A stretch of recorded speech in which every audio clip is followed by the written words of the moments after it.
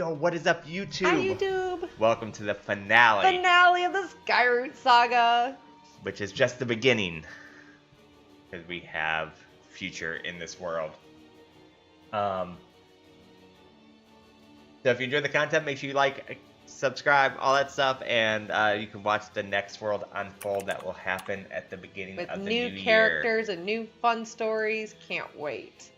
So, just a quick recap of last week, as not much happened other than this battle, which is a very big battle. The heroes have went through the teleport and found Alaric, where a big battle has progressed through that has seen Alaric switch forms to each one of his of the world seeds that he now controls, and found a way to harness their power. So he's been switching forms between like wind, blood, earth, all different kinds of forms, and sometimes being able to take all those forms and combine them together to do a massive blast.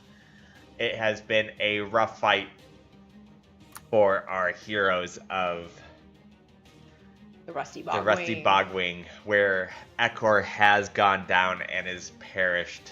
A lot of the rest of the group is hurting, and on their about half-life or so, armor is fading.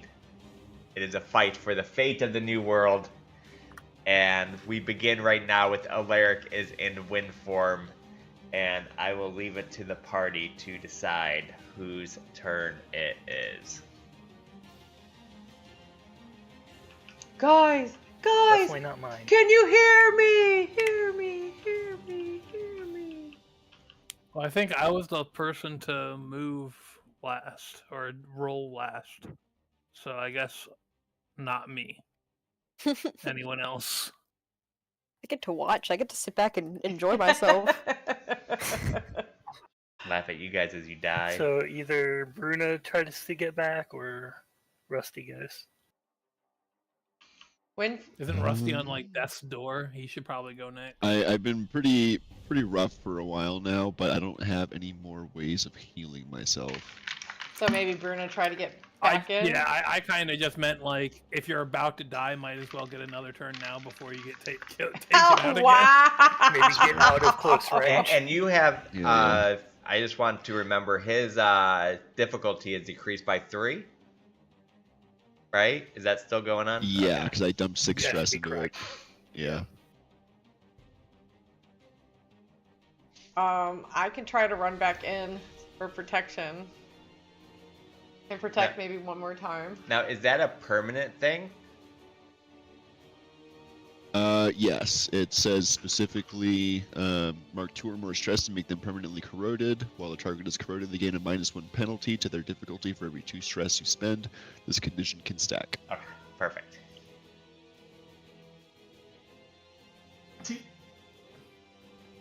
Alright. Alright, well, Bruno's gonna try to run in. Yeah, go for it.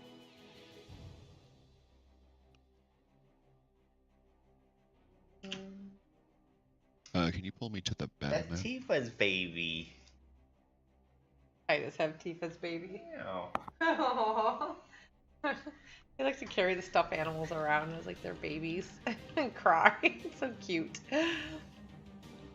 I think Rusty needs to go on the battle map. He put me in here. I'm good. I was saying I did. Alright. I'm going to try to charge forward with my strong frog legs here. It's my strong hand. Take my strong hand. You can keep, Bruna like shouts, you can keep sending me back, but I'll just keep on coming. I'll keep on wailing on you, you fucking mage. She's gonna first roll of the evening. 15, 16. That was good. No, wait, 6. Wait. What am I? Well, this is what? Agility? +1, so 15 with hope.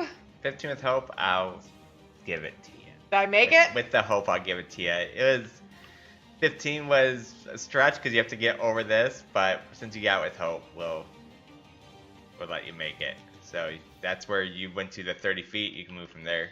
I can move all the way back in, can Yeah, I? I think so.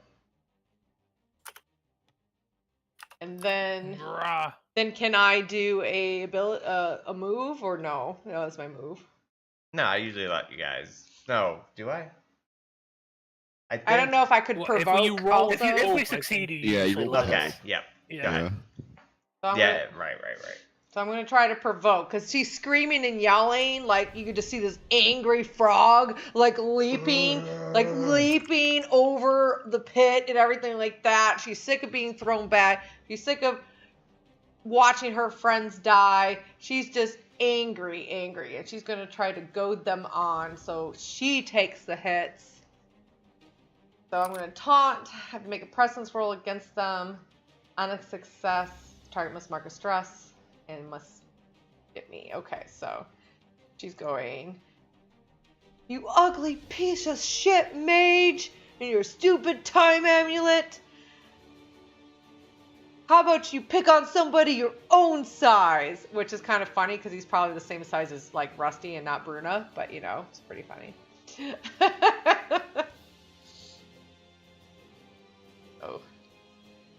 Oh, she's not very threatening. Why am I not seeing the rolls? She's not very threatening at all. Oh, he didn't see it, so it didn't count. What'd So you re-roll. Oh, 8. 8, nice. So it's 11 with fear. Ooh, that's not good. I'm not seeing those. What happens if I roll?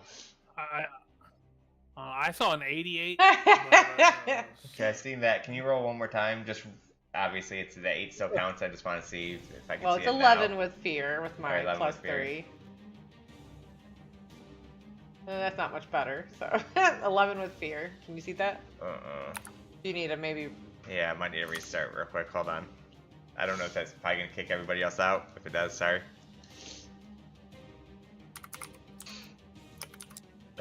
It just locks Okay. our screen and makes us wait on GM. There's no way I can DM without seeing the roll. We rolled crits every single time. Oh my god. I don't know what happened. Yeah, it's Jay. uncanny. It's like it really wanted You guys us to have win. the greatest We've luck not- today. We're... It'd be like, Just crits out the ass all the time. I've never seen this before. The dice came up, Alaric's dead on both dice. It's weird. it'd be like playing it'd be like playing Yahtzee with Sassy Imaginary.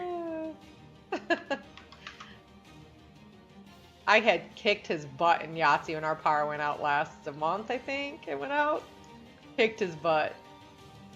Blew him away in Yahtzee. Dice also said I got a royal flush and 21.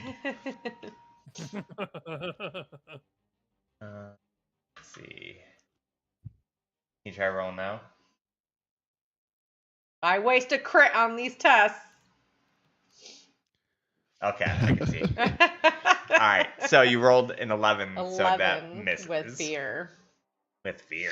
I know! So, as you come to go, he's feeling a little, He's just standing mockery. on Ekor's dead body. like, so he was wind, and you see his, the staff starts rotating, and it starts, goes to a, blood where you see, like, blood start dripping from his mask. No, that's the heal one, you guys. He is going to do the AoE attack.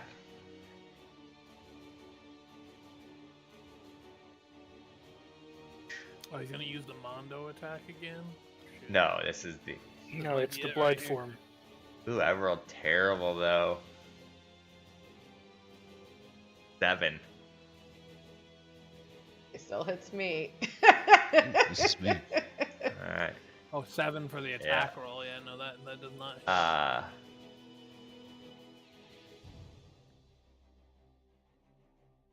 All right, well, I'm gonna spend my last stress. Hold And on, whoa, calm down, mister. Premature. I haven't even rolled the damage yet. Well, I'm just saying. Well, right, but it missed, so that procs this. On me, at least. 2d12 plus... Or 1d12 plus 4. So, you take... 13 points of direct damage. Direct. Yes. That would be 1 HP. All right. All right. Now, what are you doing? I'm going to use my last stress to use rapid riposte and do my weapon damage to Okay. him.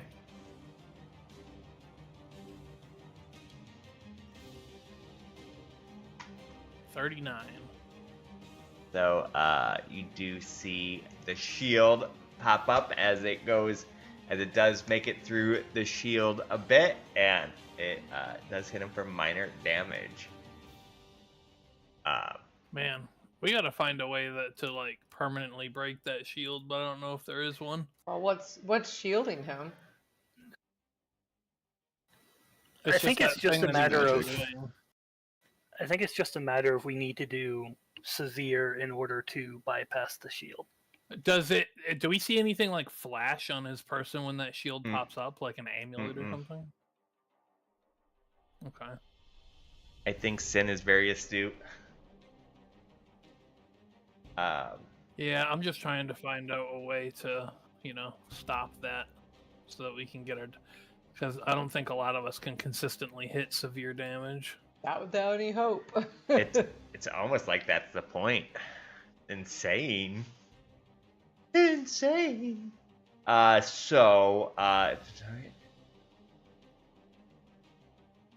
What is your HP, Sassy? 6 out of 10.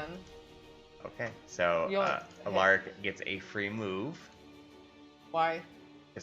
So he turns into like this puddle of blood and he starts Okay. like dripping and going over this way. He is going to switch to you're gonna see all of a sudden like the rocks kind of form over him, Okay. getting stronger, and he is going to throw a rock at Rajit. Okay. 17, 18, 19, 20, 21. 21 to hit? Yeah, I mean, that definitely hits. So 3d10. How's your health I'm just looking gonna at? roll here Rizzi? because I mean, could be better. I got 4 health left. so hits you for 24 damage. And that is major damage, so that would be half my remaining HP. I'll take the hit. Bruna, with her last armor slot, stands in front of the rock, takes it with her shield, and then I will spend my last stress. But when I spend my last stress, you also see this pendant start to glow. That's on Bruna. And it's like this glow, like orange, like golden glow that goes around this pendant and starts to pulse and pulse and pulse. And let's see if I get to save the stress. When you mark your last stress, roll a d6. On a result of 5 or higher, don't mark it. Oh, yes! Wow. Hey. Yes! You see the pulsing gets bigger and bigger, and it like consumes over Bruna, and she goes, "Whew, that tingles," and she does not mark that last stress. All right. And then you said it was what, 24? Mm-hmm. So it automatically goes down to minor damage, right? Because it was probably blunt. Oh shoot. Yeah. And then I would have to. Yeah, this is physical. I think I'm just, mark my last armor slot just to block that. That was my major damage to 24, exactly my major damage. All right. So as these rocks come up, they start. I forgot that we were doing this at the beginning, and I wasn't doing it. When you counterattack, I should be counterattacking back with that Seed Lash.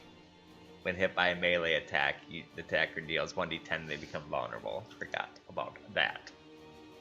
Are you vulnerable still? Mhm. You? No, No. I do have my lower, To hit. yes. All right. So, your guys go. Can anybody? He's rock, so you have to get past his huge 8C, even though it's still -3. But you still have to hit for like a 21 or 22, I think. Does Rusty have anything that would be good to hit him with right now that doesn't necessarily need to hit his AC? Stress him out. Um, Best I can do is try to provoke again.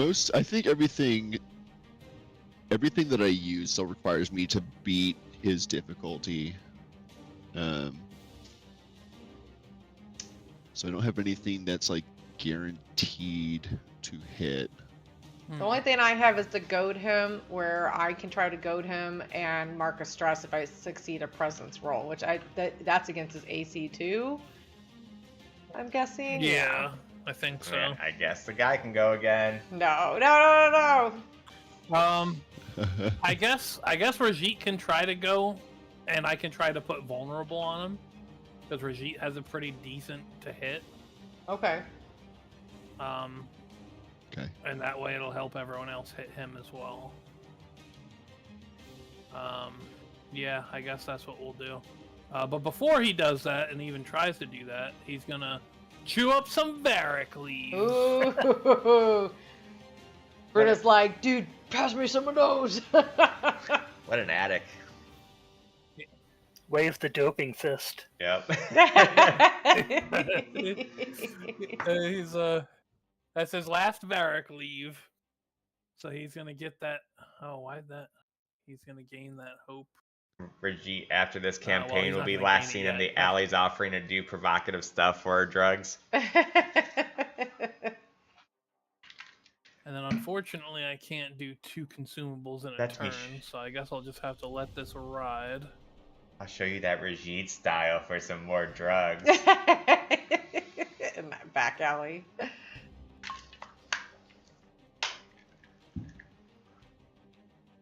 And then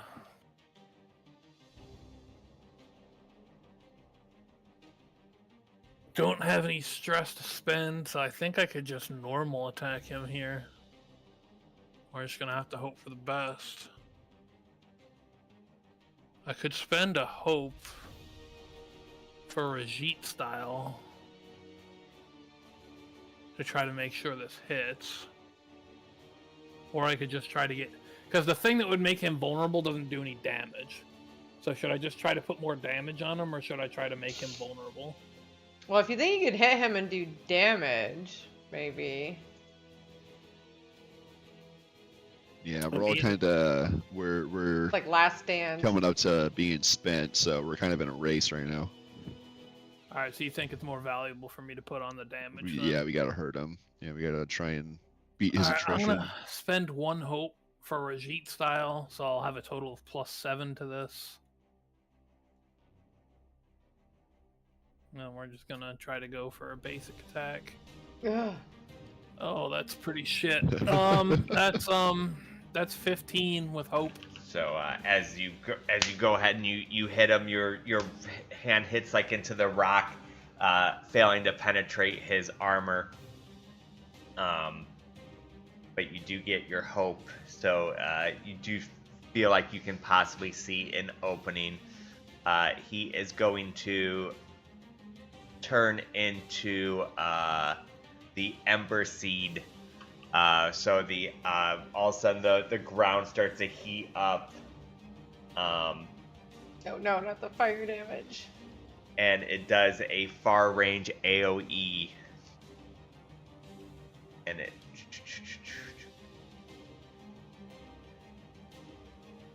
18 to hit as this fire starts shooting out from everyone that's in far range, so 100 yards or 100 feet. Yep, I mean, I think that hits I everybody. don't think that hits Rajit.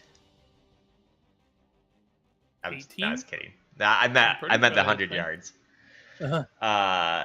So it does 3d6 plus 12. Or no, 3d6 plus 12. Oops.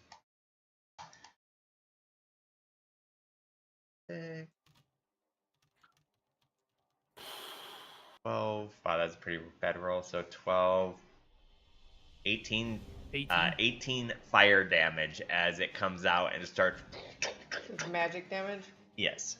1 HP. And if anybody starts their turn on the ground, they take fire damage from the heat. Their little toe beans are going to get burnt. It is your guys' turn.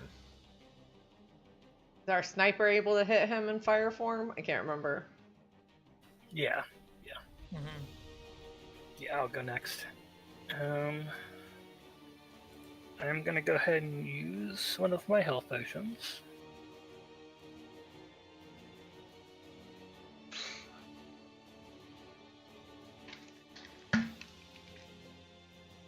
Which are a D4 plus 1. Is that right? Depends on what kind. The one we gave you, yes. Yeah, Yeah. Okay, not bad. I'm full health, but no armor.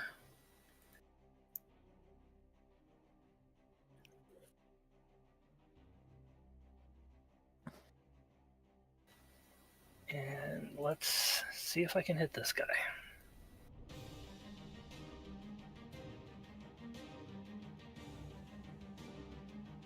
Ooh, that's a good roll. 21 with With fear. Okay, that does hit.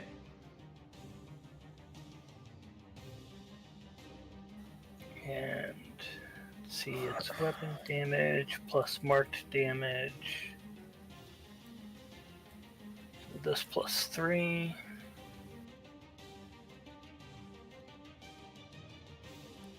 $23 damage. 23 damage. So unfortunately, that does all impact his shield. Which remind me to tell you later. It's probably a good thing. So as the shots fire out, you see this light, and right in front of you, Brigitte, you just you see it just not penetrating. It does count as a hit though. Just doesn't penetrate. But it was with fear, so it is my turn. Let's see. He is going to switch. All of a sudden, you start to see like the fire start to almost like melt away as like the water, like a waterfall, starts to pour over him.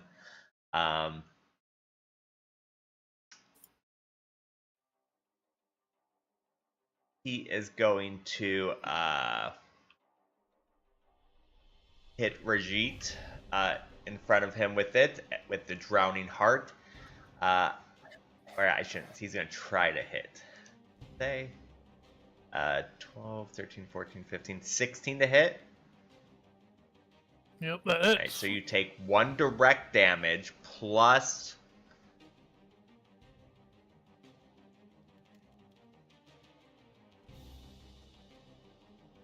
4 damage. Wow, I've been rolling terrible damage. So 1 direct and then 4. I mean, it's still another HP at this point. It could be half a damage.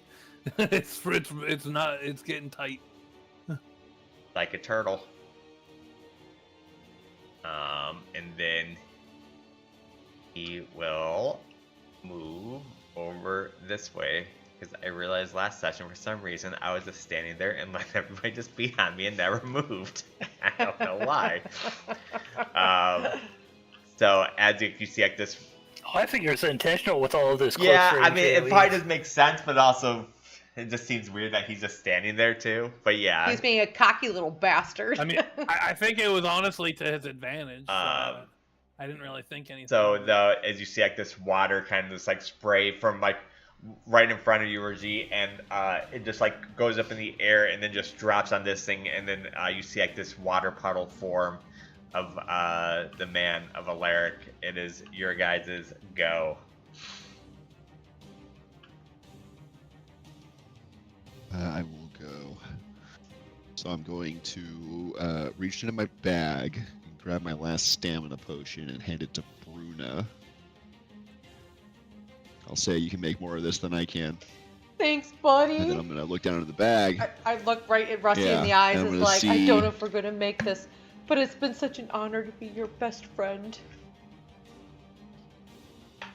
You too. And I will, I'll look in and I'll see almost like a rock of amber, but it's hardened sap.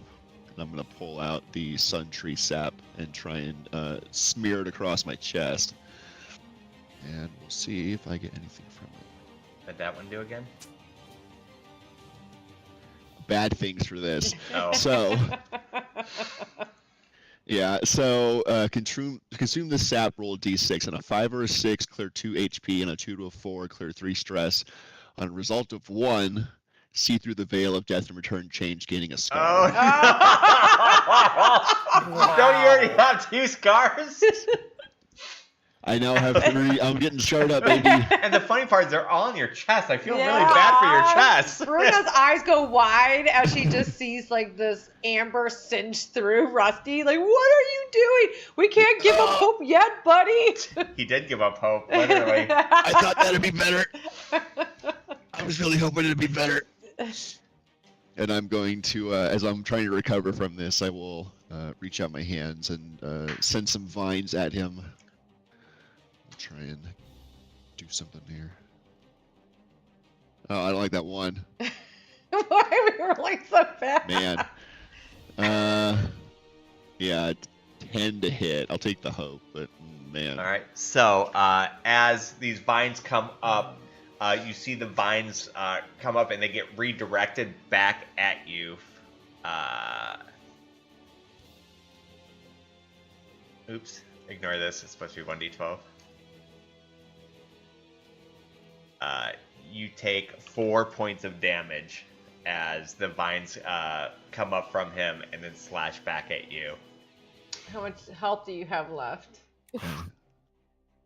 1. Okay, I'm gonna save my last stress to possibly save someone who's going down. No, actually, Rajit just has one HP and no armor, no stress left. He's literally a stiff breeze just knocks him over at this point. Bruna will actually I'll take that would have been like blunt or something vines, or is that magical? Piercing? Like what kind of damage is the vines? Let's say but. So yeah, so my vines when they deal damage do physical damage. Okay, good. So I am actually going to spend that stress, so take your HP back. I'm going to spend a stress, and once you see the amulet around Bruna starts to glow. And it's pulsing. Let's see. Oh, so I do take my stress. Close. And then, but I'm still unstoppable because I cannot hit this dude. So I just get no damage. Whoa. It's Lyric's turn. Seeing you guys pretty hurt, he is going to water portal up. The water goes away. And I have 3 fear. And he's going to activate the Titus saying no. The no! spiral annihilation. No. So all 3 of, or all, you see all the orbs up top. They are going to explode. So everyone's guaranteed to take 1 direct damage, and then Oh, well, that there is enough to put me down. 26 damage on top of that. What's she gonna do, or is What she? kind of damage is it? Well, And remember before we said it would be half and half because like it's different. You know, some it's from each seed, so some of it's physical, some of it's just magical. So Well, it bases if I go down or not, so I need to know. well, it's sassy. I already told you. Yeah, Like, I can't save anybody. I just don't know if it. I'm taking. Wow. I guess we'll mark it as physical for. So I would take 1 damage then from it. I don't think a Blaze of Glory is going to be enough to finish him. But So I think risk it all is gonna be what I have to try to do. All right. I mean, the odds say one of you guys have to do it, right? We're over 2. So here it goes. Ecor's Come on. cheering you on. Oh!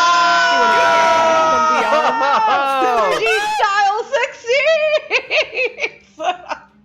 What? Okay, so what happens now? Hell yeah. I don't know. It's never happened before. I know he clears like a bunch of. It's never I know he happened. clears like a bunch of. He He can gets spend all the of 12. He gets 12 HP back, but obviously his cap is 7, so he's But you back can to split that 12. between. Yeah, well, you can split it between I stress think, and Yeah. I health. think stress as well. Or stress Oh, and I health. I can? think. I don't know. Yeah, either. let's make Yeah. sure. Yeah, This equal could to the be amount that the you rolled do on or that die day. moment here. If So I can, then that's fucking amazing. Well, it's supposed to 5 be stress. amazing if you succeed. I know Yeah. that much. 'Cause that was the biggest hope die too, 12. So you should be able to clear a lot of shit with Does that. does that also count as me gaining a hope because I rolled higher No. on hope? It Probably did not. It's basically a reaction. Avoid death. Embrace death. So the character fate with one action, which automatically succeeds on a crit. Oh wait, no, that's not the one you want. Risk it all. Brigitte would be This the one to option succeed. involves rolling a die to determine the character's fate, giving them nearly even chance. Wow, that's a terrible explanation. Isn't it in the? Yeah, I'm looking. Where's the book? Okay, risk it all. Roll your duality dice. If hope is higher, you stay on your feet and clear amount of hit points and or stress equal to the value of the hope die. If your fear die is And or higher, stress, okay. and or yep, so you can technically with a 12 probably just be completely back to full, pretty much. I mean, yeah, more or less. I still have 2 stress, but yeah. He's feeling pretty fucking rejuvenated. yeah. His eyes went dark for a second, and then he looked up like, "Is that all you've got?" Okay, so in the moment, like, he does this big attack, and he feels all of that hitting, and everything is going dark. And as he's about to fall, he's like, "Oh no! Rajit does not lose." He really doesn't. He would be the one to succeed the risk Right. at all, Yeah, honestly. it's perfect. I If told anyone you, else would. All right. it is your day, not mine. You will fall. I love it. I love it. He like wipes a bloody nose. He's neutral now, isn't Rusty. So Rusty also goes down. he? No. I am spent, and at the risk of not being able to come back up, I'm going to blaze a Oh Oh, no! no. With a tear in her eye as she sees Rusty collapses in front of her. All right. Well, let's see how this looks. Go ahead, Rusty. Is he going to Chaosu and like self-destruct because he's a clanker? So I'm going to turn into as I'm going down, I will jump towards him and turn into my Great Predator and latch onto him, and in my Great Predator form. That's how I want to make my attack. So the attack critically succeeds, correct? Yes. Okay. I will, if necessary, I'll spend the hope to get proficiency +1 to this. You might as well. I thought it was an automatic crit, or you still have to Might hit. Oh as no, you don't well. have to hit. No, yeah, it's an automatic crit. Yeah, could you imagine if you blaze a glory and you miss? Yeah, it's an automatic crit. Yeah, it's automatic. Fucking suck Yeah. balls. Yeah, I blaze a my glory and then you just like And miss them. How it feels to Yeah. fail or risk it all. You miss them, you Yeah, trip, you fall on your own honestly, sword and die. I feel for Sins. I feel for Sins. Sometimes the dice really don't like him.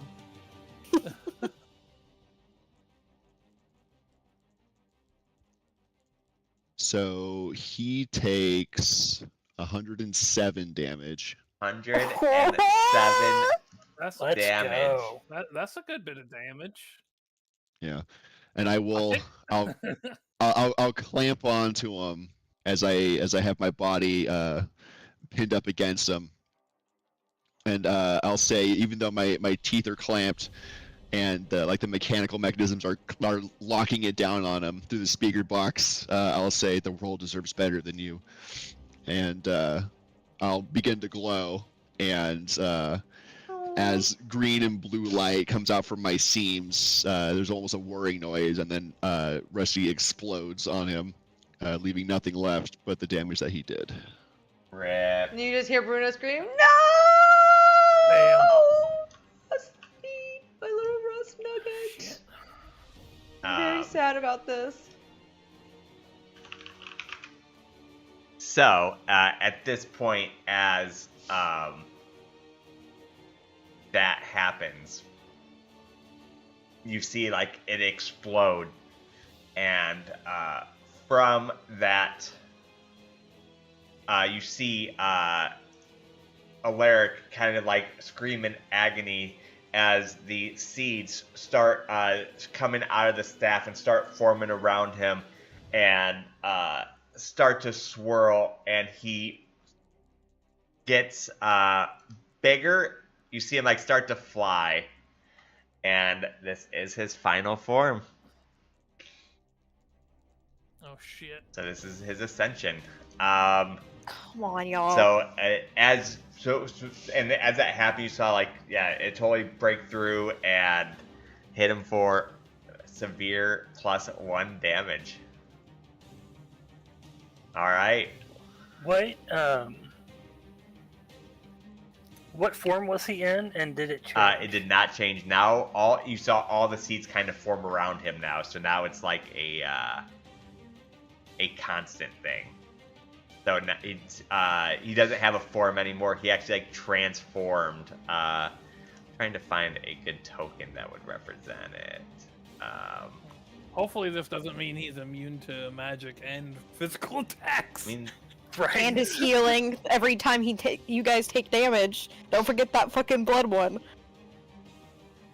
I'm just sad I lost my rust nugget. Bruno saw once again one of her best friends die before her. the big bad. Now Marcia's gotta start writing what was on his body like I did. That's an intimidating final form. I'm not sure I can handle that. Terrifying. We'll use this for just for the sake of seeing that it does look different. As he starts to like get like these rocks and fire and wind and everything start around him. You said he started flying? Yep. As like the wind currents pick him up, and it is your guys' go though, as you guys just saw Rusty explode himself to get to this spot. Alright, well it's me, Novus, and Bruno left. This sounds like a time for a tag team. That's all I'm They saying. have. I think we're A using tag all team. I We're all want with the spent. amount of hope for a tag team. I have enough hope to start a tag team, but I don't know if I should use it to get armor back on the armor stitcher, or if I should spend it for a tag team. Probably, yeah, you know what? I probably should spend it on a Do you guys tag have team. tag teams left? Oh, I thought you said when we, I haven't when we fight initiated bosses, a it didn't. No, I that was haven't- just a Colossus. Oh, I think I used mine already. Did you use yours? I haven't used the tag team. People have tag teamed with me, Okay. but I have not used the tag Alright, so you think we still have one then? All right, well then I guess Rajit will go. Yeah, I He'll think kinda- me, Bruna, and Rusty were the ones who did the tag teams. Novus, or he'll. Well, actually, I suppose I should ask. Well, I guess Novus hits harder than Bruno, right? On average. Yeah. Heavy hitters, man. We need our heavy hitters. Yeah, so I guess I want to spend 3 hope and tag team with Novus, and he's going to try to like, almost kind of like, what he's gonna attempt to do as his attack, just to kind of flavor it, is he's gonna like, kind of like knee strike him in the back, but also try to like restrain him and give Novus an open shot, like with his arms.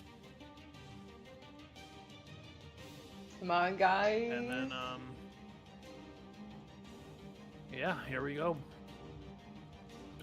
Hopefully one of us crits. That would be sweet. Oh, I just rolled off the side of the world. Oh, well, I mean, I didn't crit, but That's a. No, we're I using think you're yours. gonna use the flying dudes over That's there. a 20. The 23. The flying dude over there.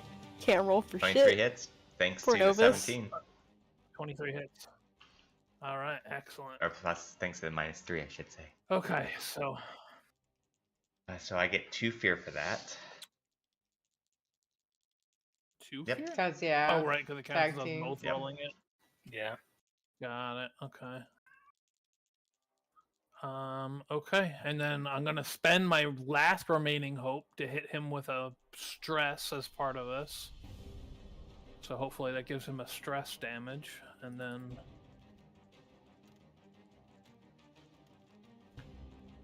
The only thing I can contribute for stress. 31. that's 41. And then I guess I have to. I can't ask. I don't imagine if that's going to be at the You 4 cannot. damage threshold. I have to imagine not. I'm gonna say not. So I'm gonna spend a stress and do a combo strike, and hopefully I could push it to that point. Because I think we're close. 6. Well, that's not what I want to see for the first roll, unless I So keep it's rolling your- 6s. Oh, you guys didn't crit. Never mind. Nope. 9. All right, so that's 50 from me and 28 from Novus. Is 31 from me. Or 31 from you. Okay, so 81 in total. That does hit him for severe. No extreme or whatever. No, the not even plus close. 1 extra. Oh. I thought. I guess maybe his final form has a higher severe threshold. Maybe. So,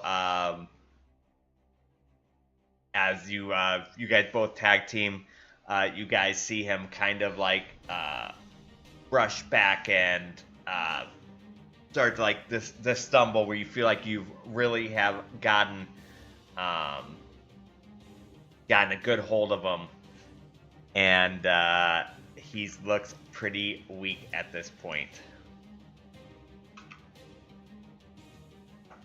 Okay. All right. Unfortunately, that was a Yeah. fear, so it's his turn. It is his turn.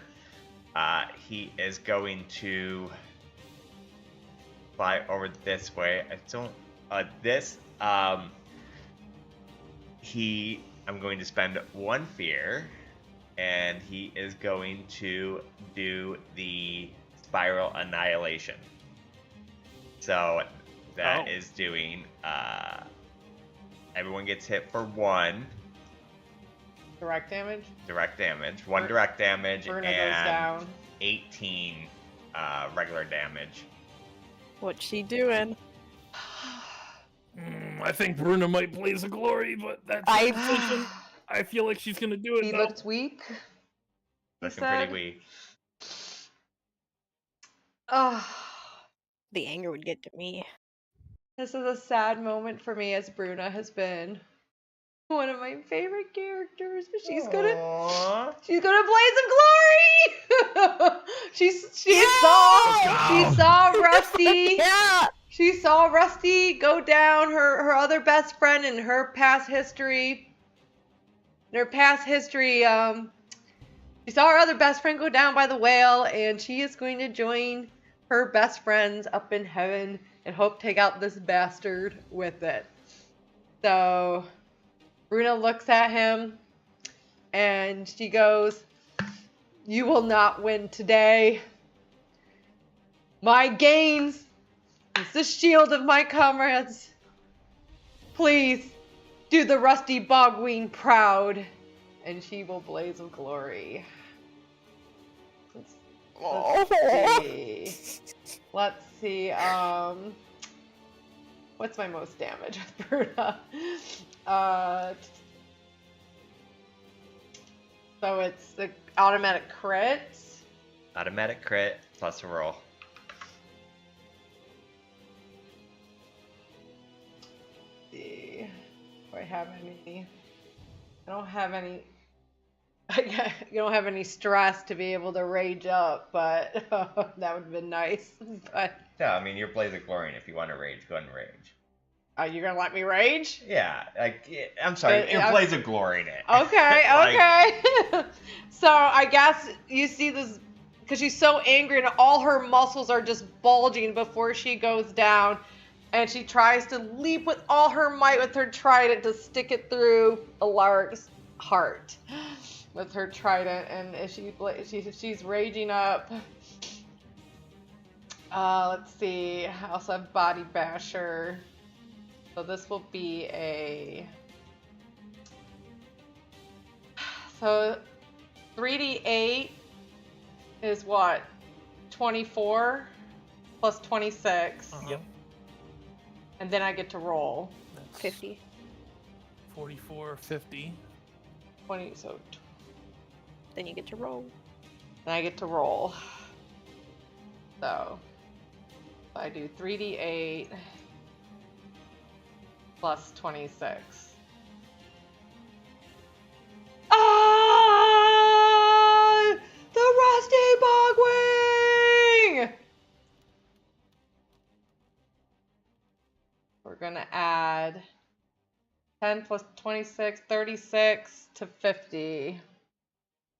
Wait, so what's the full damage? It's 86. 50 plus 36. 86. 86. 86. All right, so as you blaze of glory and you see Rusty go down, you jump up and you put the spike through him, which you see like all these like fuses and stuff coming from in front of him, and he starts to see like cracks and fusions as your spike goes through with a tear in your eye for Rusty. He explodes, and you guys just see Bruna just get disintegrated in the explosion. And you guys have won the fight. Yay! Reggie and Novus. Ah, Yeah! Rajit You guys won! It's over. Rajit stands at the the top original of the crew of the Rusty Let them Bogwing have their character gone. moment here. altar. Yeah. Rajit stands at the top of the altar, just bloodied beyond belief, breathing heavily, looking at his fallen comrades, Couldn't do He's- enough to save them. silent for once. He didn't have anything smart to say. His gaze eventually drifted over towards Novus, and he just gives a nod, and he raises a fist.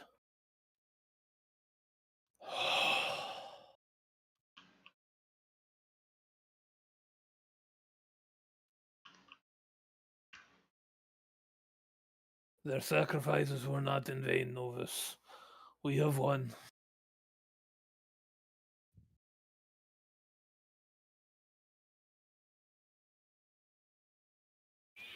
We will make it worth the cost. We have to. It is our obligation.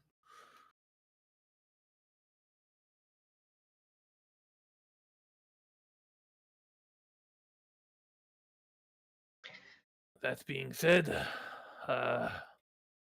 you know how to turn this portal back on. Echo was the one to activate it! No! And they were in no mood to explain it when they first went through this, so... Uh, Yeah. Good luck. Are the seeds there? Like, is all the world seeds laying there? Or? Yeah, Damn! yeah. All the world Bruna seeds disintegrated. did fall from as he explode. You do see like a scattering of the world seeds. Rusty exploded, Bruna disintegrated. That was so sad. Yeah. Rajit They're will get together, to though. gathering the world seeds. As you touch them, I guess all the after he gets- colossuses come back up.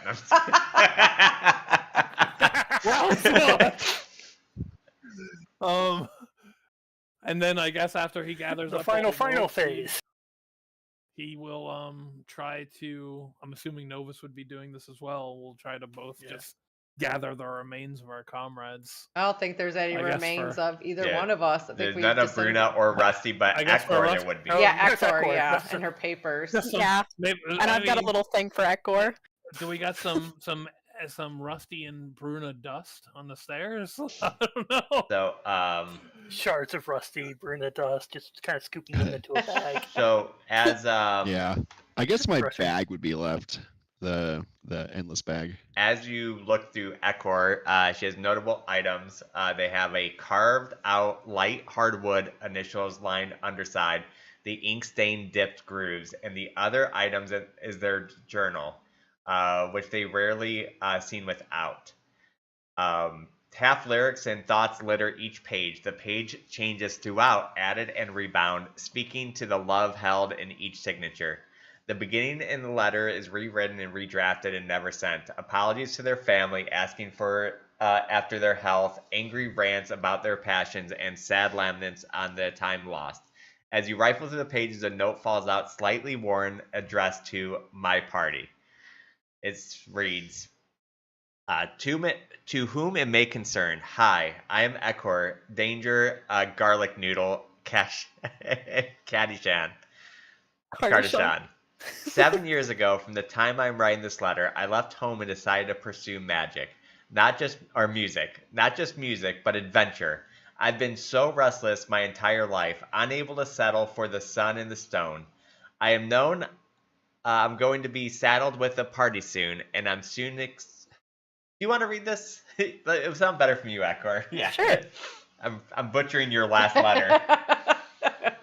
It's alright. I sent it in case you wanted to be the one to read it, but I can do it. This is like a movie where you hear the voice Voice of the fallen. of the fallen of the There you go. character. To whom it may concern. Hi, I'm Ekor Danger Garlic Noodle Kardashan. 7 years ago, from the time I am writing this letter, I left home and decided to pursue music. Not just music, but adventure! I've been so restless my entire life, unable to settle for the sun and the stone, and I know I'm going to be settled with a party soon, and I'm so excited to serve you. I wanted to become close and experience crazy stories together. In any case, I'm doing this in case something happens, because I know myself. I earned the nickname Danger proudly, and I don't think things through perhaps as much as I should. If something does happen, know that it's very unlikely I died unhappily. I'm living my dream. A letter and instructions are sewn into the leather of this book in the cover. It should be easy to return it to my family. And to my dear father, my biggest support and the hardest to sell on my leaving. I am so proud to be your child, and the one you can send in the dark and call Danger. P.S. If any edits or instructions are not noted, should someone take the unfinished ideas in these pages, I reserve all rights to haunt your asses. After the point where all these letters are written, it devolves into chronicles, which I will actually send so everyone can have a look on how the story progressed in this notebook of just notes and finished drafts on the chronicles that was Ekor's adventures with the Rusty Bogwing. Beautiful. Beautiful. Because that was happening. And also, like, at the very end on a, like, mostly joke page, there is what Rajit was telling Ekor was the Rajit way. And that is Ekor's final message to the party. Perfect send-off. So as you mourn the loss of your party, you guys are able to get in touch with Anja and try to give her some kind of location of where you're at, even though you have no idea. She sends search parties out to try to trace areas, and you guys are actually stranded there for like about a week before Anja finally finds you guys. You guys are able to live off the land, as it is a fertile land, and it was his hideout, so he did have, food and stuff in the lower stages. After about a week or so, you have been located and found, and Anja brings you guys back to a hero's welcome, and a long mourning of the life of those who are left, where it just states that there will be statues erected of the fallen and the heroes of the seeds. As the seeds return, the council gets together, and it takes about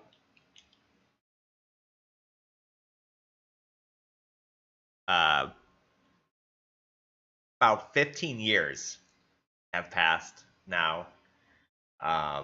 They have developed basically like Ark style boats and ships that can field most of the people of Thalavine.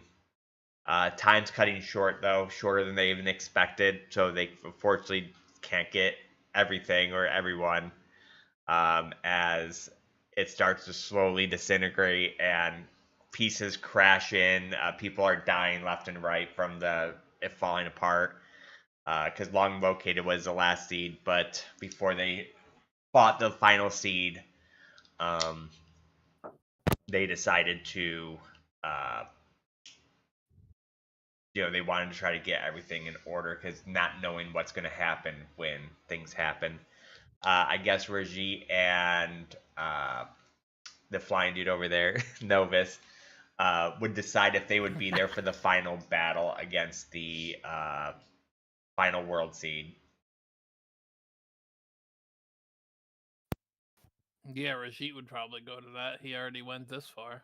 They're representing the Rusty Bogwing now. Do you realize the original crew of the Rusty Bogwing is no more? Yep. It's like Novus and Rajit has inherited it. Similar to what Ekor did, I like to think I had left a letter with Anja, and it would be addressed to Bruna. I have it written down here. If someone would read it. Well, but please do. Yeah. So whoever she gives it to, it'll say clearly addressed to it, to Bruna. If you're reading this, I am gone and have become one with nature, the happiest end I could ever hope for. You are my constant companion and truest confidant, and have been with me since I started my new life. You showed me that gains make a strong body, but also a strong heart of compassion. I watched you brave your fears and face the unfathomable depths of cursed waters, even when every fiber of your being told you to flee. Your body battered but unbroken, never wavering in countless fights, you protected us from lives cut short. You sailed uncharted skies, achieved the impossible on several occasions, and turned our ship into a home, the only home I've known. I lived a life fulfilled, and I hope in the next life we can sail together again. And you'll see a little stencil of Rusty giving a thumbs up. And then it says, to Ekor, don't publish that bit about killing cops or the drugs. It's okay, they won't get the chance. Wow, sad. That made me tear in my eye. Well, Bruna decided to join Rusty. It did. It got me a little bit too. Yeah, no, that got me too. I guess all you would see when Novus and Rajit went through Bruna's belongings back at Anja's is a drawing of Rusty and Bruna, and her saying, "I love my Rust Nugget. We will be together forever." And that was just like not knowing that she was going to die. Very well said. As Bruna's not very well said person. So, but you just see all these drawings of her and her friends, and she really did love her party and wanted to protect her party.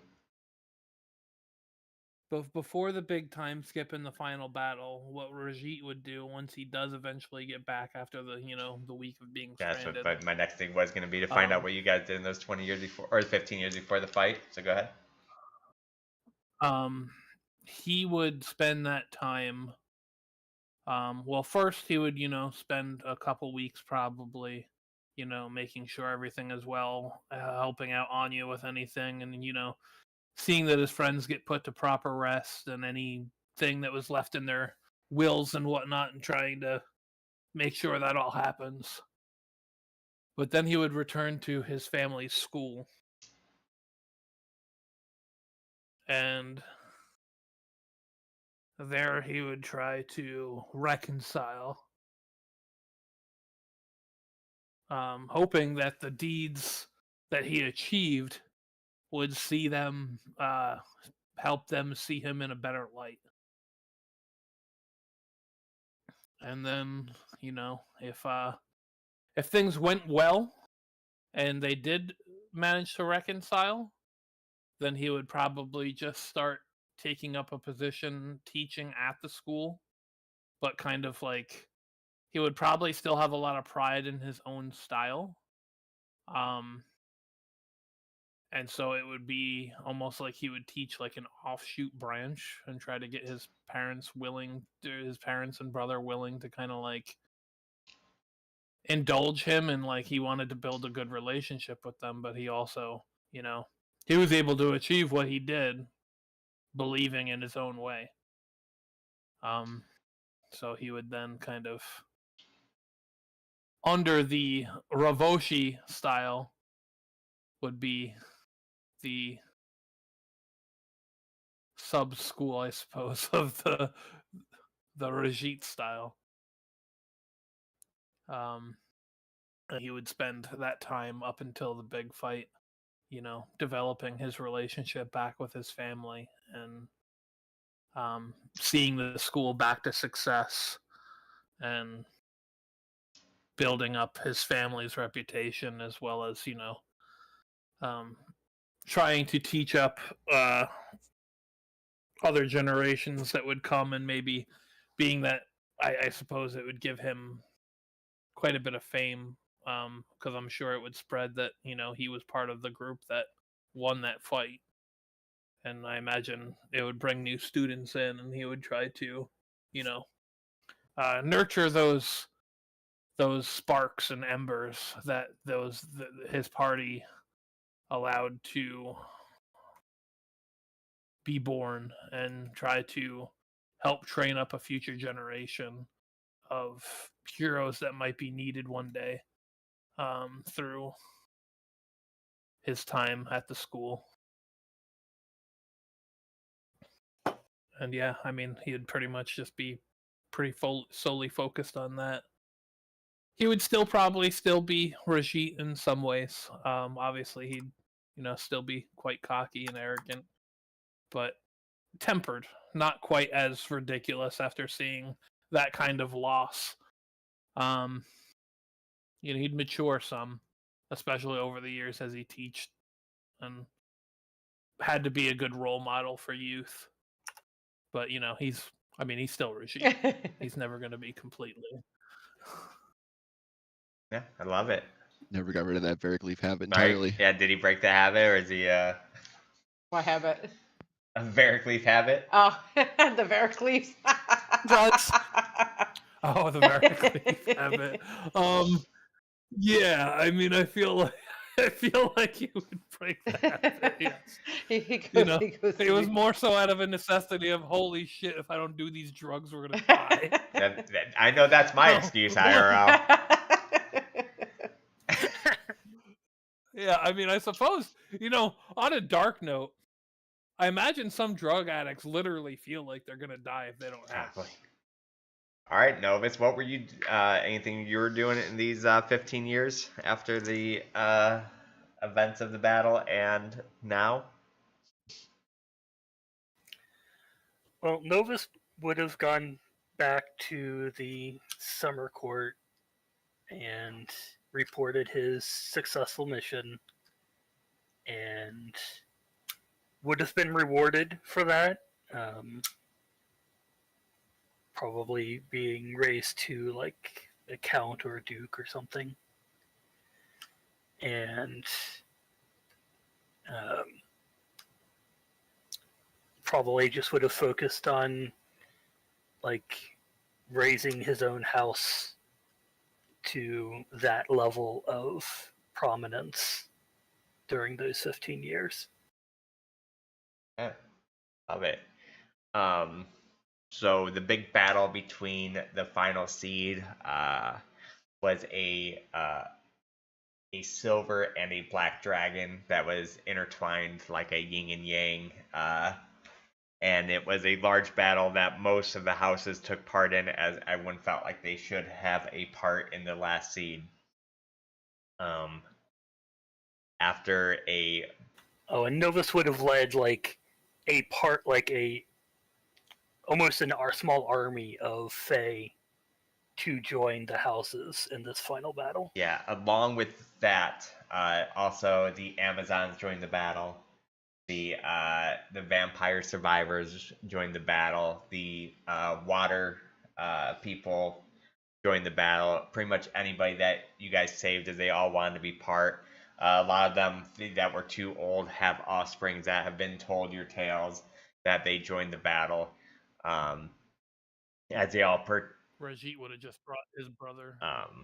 His parents would probably be too old, and he didn't want to involve his students. Just show the old people. The battle, was long fought, epic battle with the double dragons as they do get taken down with the final world seed in hand. The council comes together and does a ritual to bind them together, as obviously the world starts crumbling. You guys all take off as it was all pre-planned.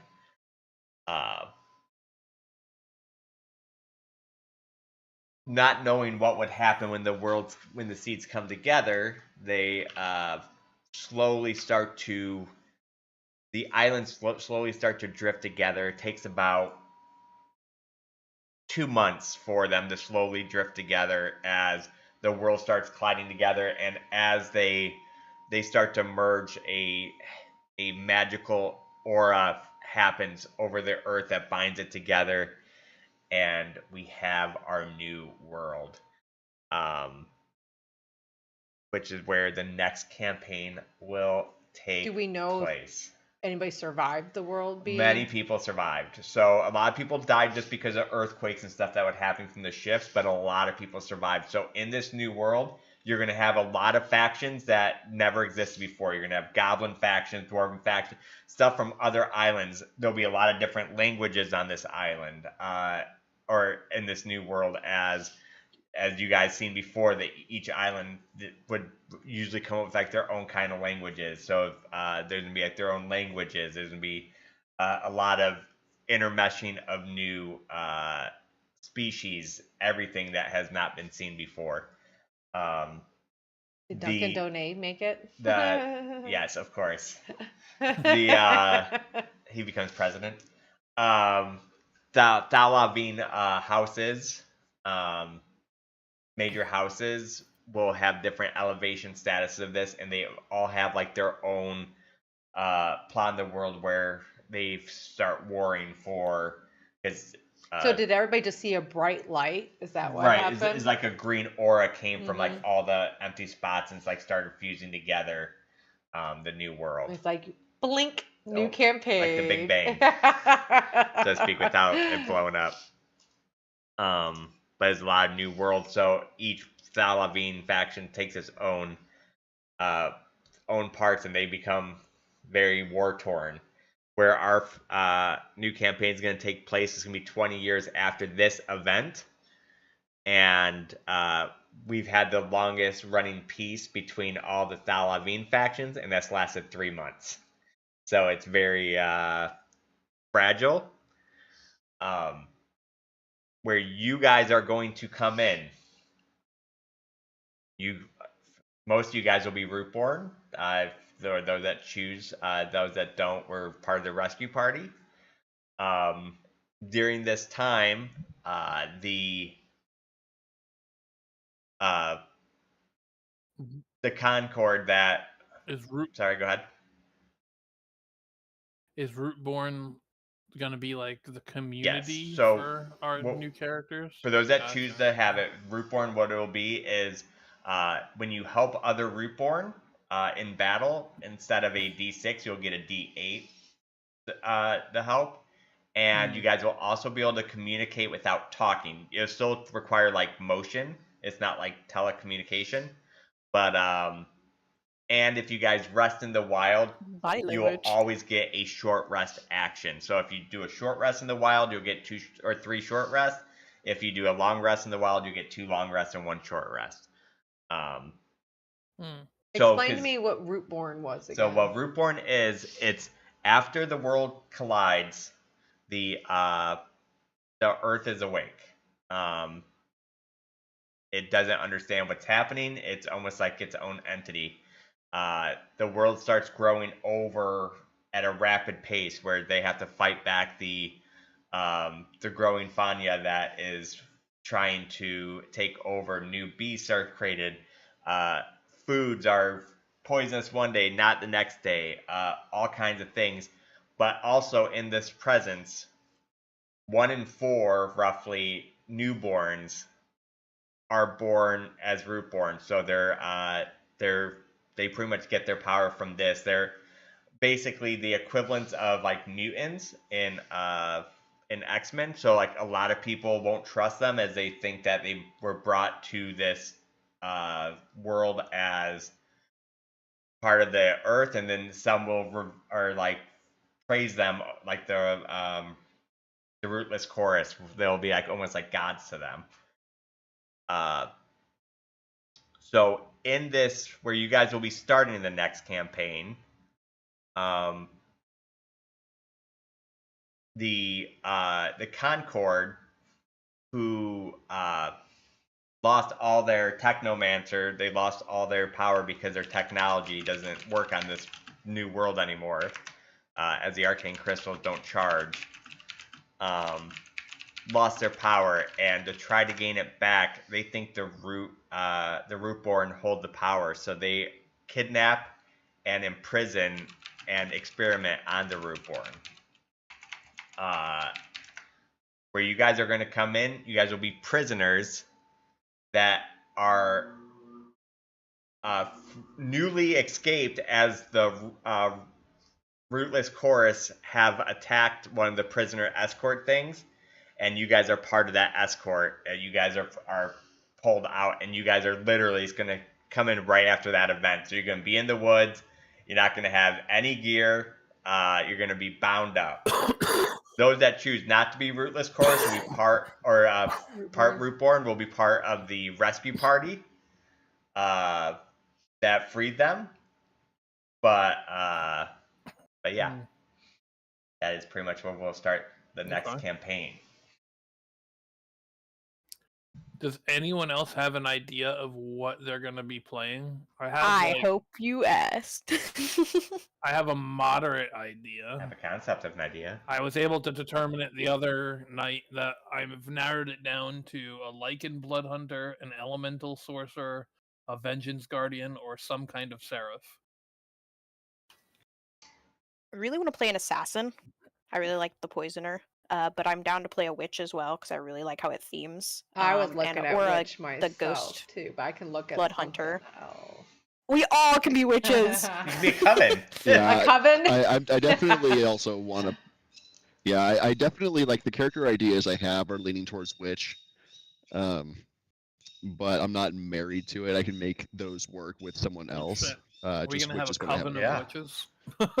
I was like, ooh, a coven, ooh. But yeah, assassin, witch, or what are witches' Blood domains? Hunter? Are they hedge, moon, and one other. That's it. Hedge and Well, yeah, Moon. so there's... Well, hedge and moon are the subclasses. Their domains... Let me see, I downloaded this. Marsha's got it. But yeah, I have a character design already. It's just how I'm going to end up flavoring it, depending on how you guys decide to play. A hex witch? No, they're looking for the domains. Domains. Oh. Yeah, well, there's a moon witch and a hedge witch as the subclasses. Dread and Sage, it looks like. Dread and Sage. Dread and Sage. Dread and Sage. Ooh. So they do have some healing from Sage. Okay. And like I said, I will be adding a third subclass for all the vanilla classes, not for the Remind me Void. which ones are from the Void and which ones are not. So the original ones, I think the only ones from the Void are the Blood Hunter, the Witch, the Assassin, Witch? the Warlock. Warlock. I think the brawlers. The brawler, void. yeah, And the brawler. 1.5. only Yeah. because they're just barely balanced now, and I don't want to fuck with that by making subclasses for them. So I'm not saying you guys can't play them. I'm just saying I'm not making a third subclass for them. You guys are welcome to play them, though. I am keeping the races to just the vanilla races, and I don't know which one. and you guys will have to be pure blood, as most of the people born during this time would have been born from like same faction. There wouldn't have been a lot of time for intermingling by the time you guys are born and old enough. So what are the vanilla races? And there's quite a bit. Just it just the Most ones that of say them. core under there? Yes, probably, yeah. Yeah, any of the ones that don't say the void, I think, are core. Okay. Because I wanted to play Infernus, and that's a core one, so I'm good.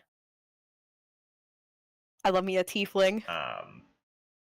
Yeah, it's just none of the elemental dudes, the skykin, the tidekin, blah blah blah. So yeah, what are we looking at here? A lot of heavy hitters, it gnomes. sounds like. No gnomes, and yeah, I think that's it. It's just elemental dudes and no gnomes. See, you heard it here first. Jay hates gnomes. And Ekor, apparently. Yeah, I very much I hated the fact that you literally can't move somebody for free. Doesn't cost me nothing. I'm made of the ground. I'm made of the ground. I don't know what to tell you. That is the most OP ability. Yeah, no, like genuinely, it was the most helpful thing that my kit had. I could see that being a thing, like if they add, like, okay, you can spend a stress to do it, but just for it to be like regular is insane. You cannot be lifted or moved against your will as long as my feet are on a ground, the ground. I guess you can like flavor that to make it more fair. You could be like, only if they're not wearing shoes, so they have to actually have like contact with the ground. And they have to be earth. It can't be like in a building. Unmovable. Maybe I'll be a rogue. We don't have a rogue character. So my subclasses so far that I'm thinking about adding is going to be like a knight, which is going to have like a squire with a banner. Some kind of druid that focuses more on the beast form. The rogue would be like a thief or a burglar, because I'm really surprised that they don't have anything like that. The seraph will be like a cleric, or a cleric/priest. Sorcerer would be shadow. Warrior would be barbarian. Wizard would be wild magic, and then I'm gonna add a God damn it! and I'm gonna add a necromancer class that is going to have a blood and a pale master spec. So they're gonna be dread and blood is gonna be their domain. You better make barbarians, because otherwise I'm gonna be fucking glued to it.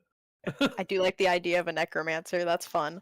Yeah, some of my ideas for barbarian so far is going to be every time like they get hit and take damage, they get a rage token, and then they can spend that rage token to either add like a d12 to their attack or lower the severity of a attack. So like if you get hit for minor, you can use the rage token, you get hit for nothing. So it's basically the more you get beat up, the stronger you get type thing. Oh, well, that sounds amazing. God damn. Throw in some flavor. I think the necromancer seems neat. Maybe I'll try your necromancer. But I'm going to put a different kind of spin on it, though, with my... Sassy's leaning towards necromancer, it sounds like. That or rogue or necromancer? Probably blood hunter. I might want to try this. Rogue or necromancer. Syndicate rogue. I was just trying to get the consensus. Yeah, so I think the blood necromancer will be more like almost kind of like be a bit of a healer, but like use like to sacrifice their own blood to heal, and like be able to manipulate the blood. And then the pale master will be like a pet class, not like a heavy pet class, but they would be able to like have a minion with them. And if that minion dies, they'll actually have to find another body or something to use a downtime action to do the ritual to get another one. Oh, Okay, man. I'm just gonna send what I I'm. feel like leaning Necromancer is towards. definitely going to add some problems in the party dynamics. There's definitely going to be some people that are like, Well, well, so killing this bitch Necromancer's for going to raising not be the your dead. typical Necromancer. They're going to be part of the Rootborn. So it's almost like, so like a big part of the root of the scenario you guys are going to be entering as well is anything that was buried in the ground, got risen up by the world. So you're going to be running, especially early on, a lot of zombies, a lot of skeletons, stuff like that. The world's using it as its The defense world's using mechanism. it as a defensive mechanism. Granted, it's been going on for 20 years, so it's not like an apocalyptic thing, but there's a lot of them in the wild. But so like necromancers would be part of that Rootborn, so it's not like they've been studying. It's just kind of inherited the power. So it's not like they're naturally evil in this campaign. But they will be able to manipulate fear. Like one of the actions I was talking about was being able to like explode bodies for that. It's like their hope action. And when they do that, they roll like the 1d4 to see how much stress they remove. But then when they remove that stress, they also remove fear from the DM. So it's almost like they're embracing fear to help them. Corpse explosion is one of my favorite necromancer skills.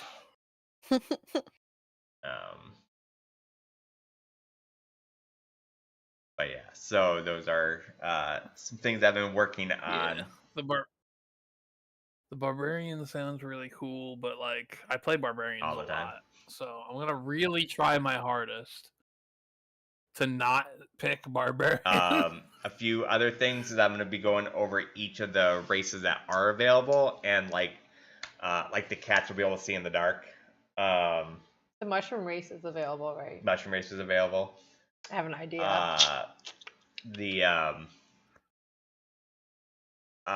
Like I'm probably gonna give elves like a perception bonus for like close up and far as like they can see well, but they won't be able to see in the dark. I want see in the dark to be kind of a rare thing because I think in D&D you kind of get ruined from like that classic image in your head of like these adventurers going through dungeons with like torches and stuff. Like, it's like everyone just sees in the dark. So I do want that to be kind of not a common thing. So pretty much the cats are gonna be the only thing I can see in the dark. Cats and goblins.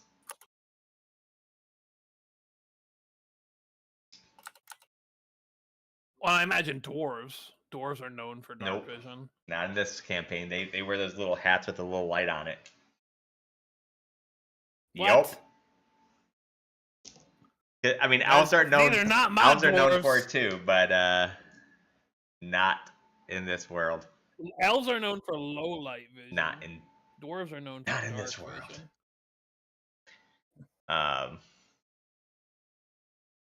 Some discount Walmart dwarves. Yep, they're Temu dwarves. So if we all send what we're kind of leaning towards for our characters, we'll have a better idea of what each of us are making. Multi-classing, just whatever the regular rules are. I don't know how to change it without breaking it, because technically I think multi-classing should be allowed earlier, but I don't know how to do that without breaking it, so I'm not touching that. When it comes to what I'm gonna pick, I gotta really start looking at domains and stuff.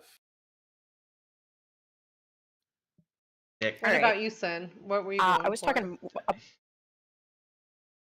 I'm going to do another warlock. Probably either the assassin multiclass again, or maybe find a way to build with a melee focused multiclass. Not sure.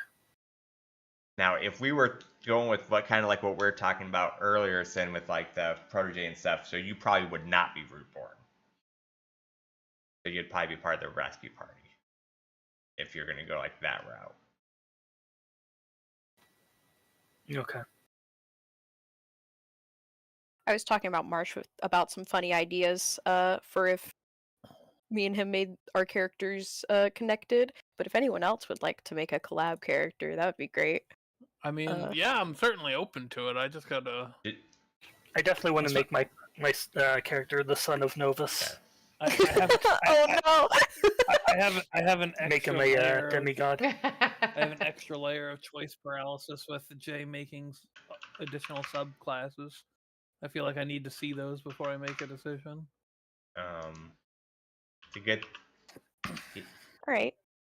So I should have like a lot of those done. Are we all free at some soon. point? We are off until January 5th. So everybody can enjoy the holiday, and it'll give me a lot of time to work, even though I've been putting a lot of work in already. So we're doing pretty good with that. So let's talk about this campaign real quick.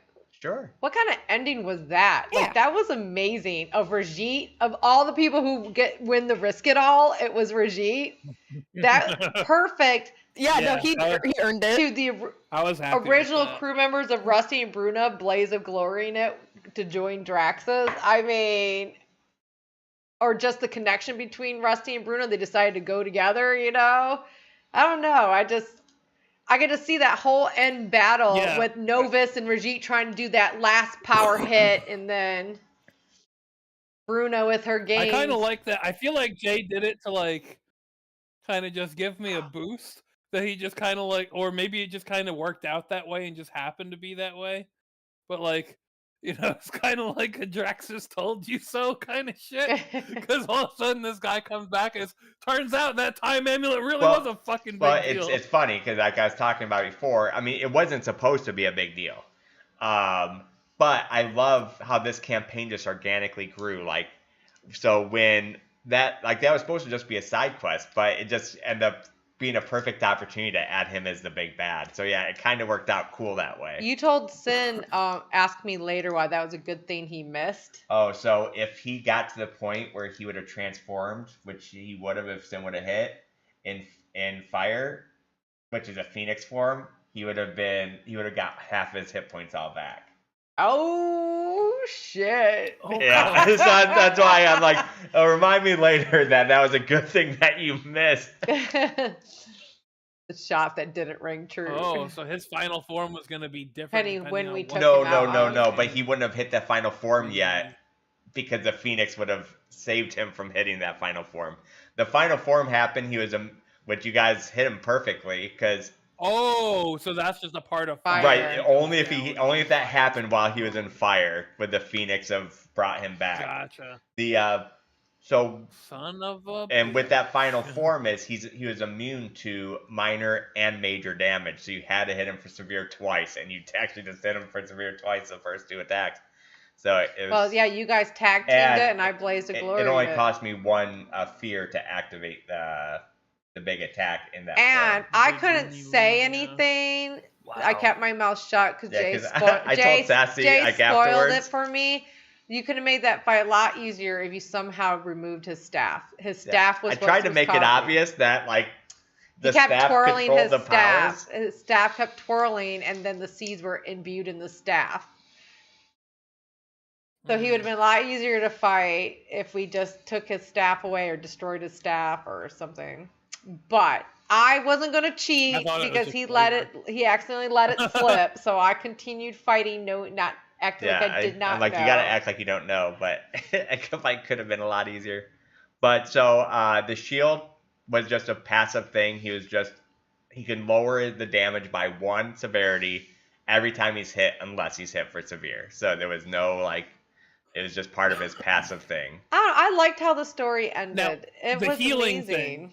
The blood healing thing, was he healing equal to the amount of HP he did, or was it like half? So therefore, like that last time when how the hell did he only hit me that last time? How is he not full health then? Because he only hit Sassy that last one. He only rolled a 7 or 8. Yeah, you guys all dodged it. You all dodged I only took 1 hit point, so he healed for 1 hit point. I feel like we weren't doing that much. I thought he would have been, if that was how it was working. I thought he would be like. No, that's why it took so long to kill him. But remember, you can only do that blood thing once every. I had to do every single thing 1 time before I could do it again. So it's not like I could just I'm in blood, I'm staying in blood, I'm staying in blood. So where you guys hit him before that would have.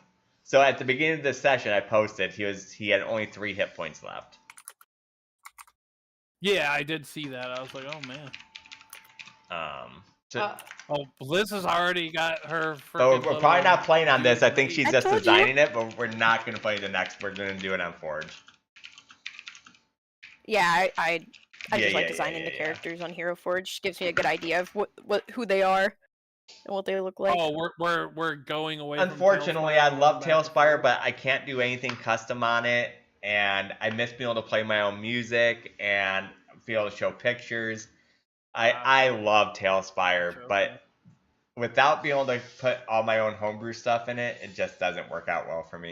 So we ended up having what, 3 deaths? But I'm going with 4. very 4 limited deaths. mods. Very limited mods, so it shouldn't be as laggy. Sorry, go ahead. 4 deaths in the campaign, and 1 person who survived the risk it all. 2 Blaze of Glories, 2 failed risk it alls, and 1 success in risk it all. That made it really intense in that last battle scene there. That was. Yeah, that risk it all. I have to say, it almost feels cheesy to play at range. Yeah. Just like the D&D has a whole issue too with flyers. Like that's why a lot of DMs like ban flying from their campaign. It does make it really hard to hit when you're flying, for sure. Well, it's not even necessarily flying. It's just like a lot of times I'm flying, but I'm only like 20 feet off the ground. So like most of the time I'm still like people could be in close range of me. But as long as I like start early at fairly long range, it seems hard to ever get anything close to me to do. I promise I'll work harder next campaign on killing you. Jay, did you have what was your idea that you were gonna add for Seraph? Cleric. Okay. So yeah, because like they just don't have like a cleric / priest. They don't have just like kind of a more holy style. Like all the Seraphs are more like paladins to me. Like, what's the rough idea you have for like what their features are gonna be? Let's see. So these are all very rough ideas at the moment, as I said earlier. But at the moment, I have written down that. Let me find them. I saved everyone. I killed the big bad I guess with all team effort. You did. But it was all a team effort. You were the prophesied savior of it did work out that way. Water I can't wait. Both times. Like I said, I liked how our story ended. Mind you, I cried when I had to kill Bruna off, but it made me cry. And then our statues are gonna be epic, bro. Like, it's all like part of me is sad you guys won because like keeping him as a big bad in the new world as like a little mini god. I thought would have been really cool. But I didn't want to railroad it where there was no possibility, but I wanted it to be a very tough fight, and I think I succeeded. We sacrificed many lives to kill the guy. So it took a lot. It was a good encounter. But no, I think it was all pretty epic. It was pretty epic ending.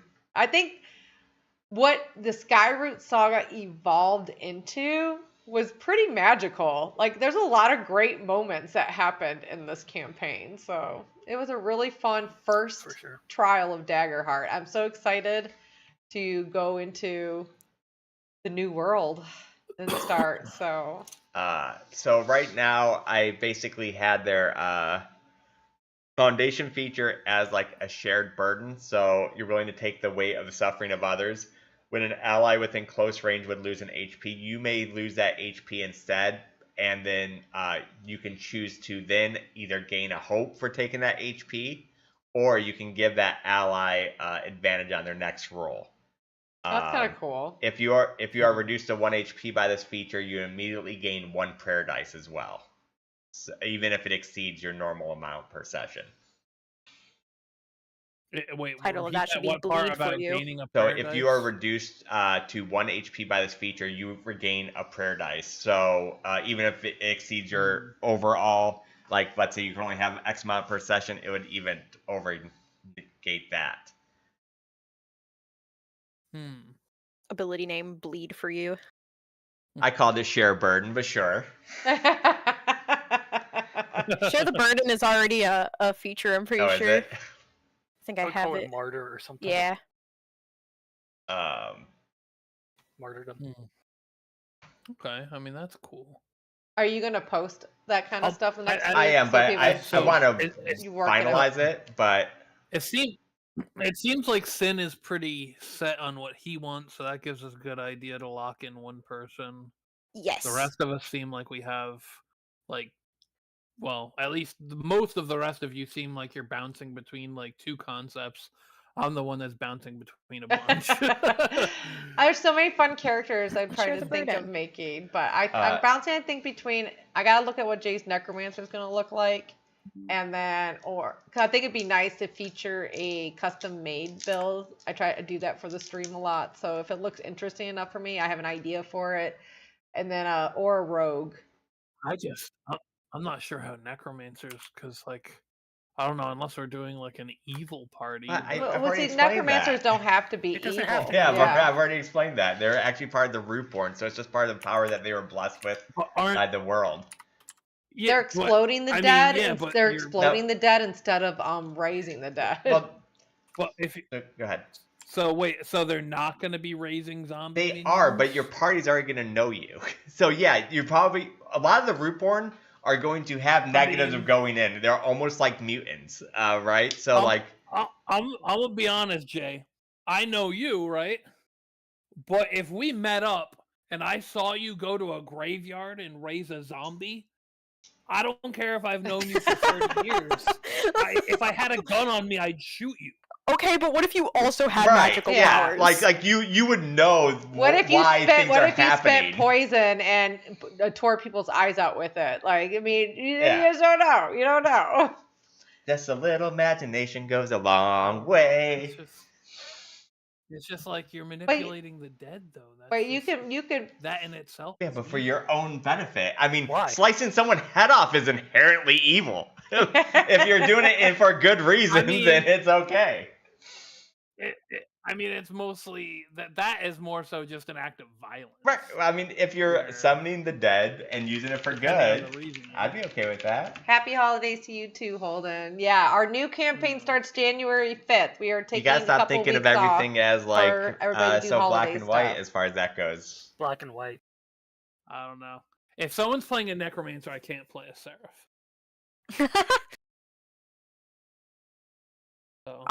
That's silly because I'm thinking about the ghost blood hunter, which means that you're gonna see ghosts pretty often.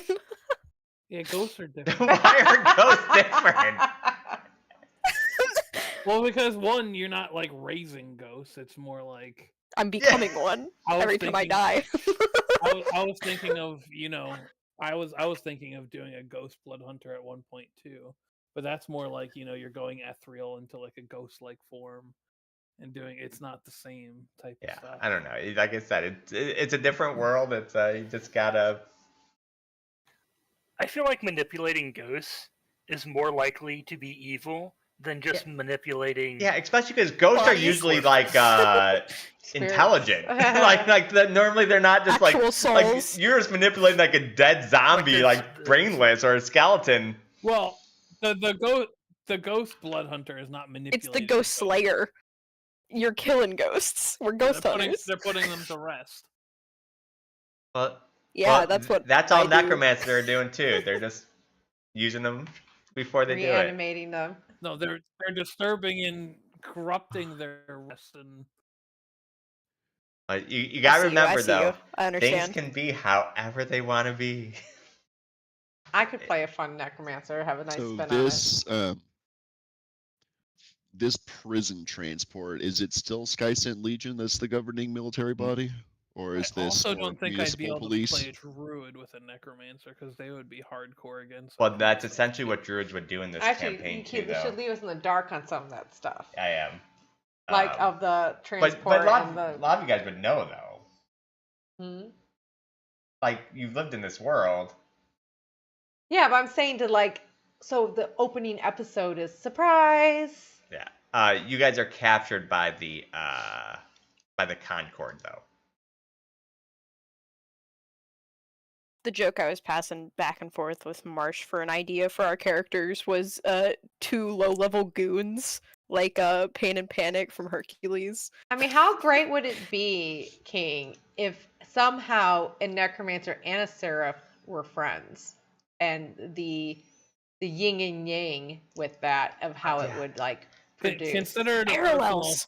Consider it a personal fault. Yeah, I was about to say, I King would is not very be stuck able in his to do own head that. when it comes to things. Like, it just won't, What I can't imagine things being So any Maybe different. we were brother and sister, and you don't, and because of your powers generated from the good, while mine generated from more of that, and then trying to deal with, I don't want to kill my sister, so I need to protect her, but then try to see if I can change her. Like all these cool storylines that could happen with that. I've done a character like that before. It can be really fun. And that's part of the fun of role playing like this, is it helps Right? you stretch that those like where you may have certain thought patterns. It forces you I to feel think like outside King of and I just, get like, in this so much character. debate because he just does not like. It's hard for him to get out of his own head. That just doesn't make any sense to me. I just raising the dead and like disturbing the dead's rest and whatnot. I mean, it's like if I think back to, obviously separate real life from art, but just as an example, I had a friend that thought it was cool to go to the graveyard and have a tea party in the Oh, I graveyard. hate it. You lose though every argument with D&D when you say in real life. Like it's just it doesn't work. Right. I'm just using that. I as know, an but like example. obviously most of the shit is wrong that you go through in D&D. Well, what? It's But like it's I don't know. bonds and necessities versus character's own dislike. It's warring emotions like that make really cool character dynamics. So even if you had like a like physical dislike or an inability to work with a party member, I think that you could still play that really well. Like So even if there was a necromancer and you played a seraph, like your physical like inability to work with them would play into your character if you did it to right. me, one of the coolest dynamics in any book series ever was the Test of the Twin style series, where they all had to like work with Rosalind because Caramon was close to him, even though they were against this thing. But yet they all had to try to work with them because they all liked Rosalind, and like to me that was like or they all liked Caramon. Like to me that was such a cool dynamic. Like the good brother versus the the good brother versus bad brother, but everyone had to work with bad brother because and then there was a whole dynamic at the end. To me, that's what makes cool role playing, is being out of your comfort zone.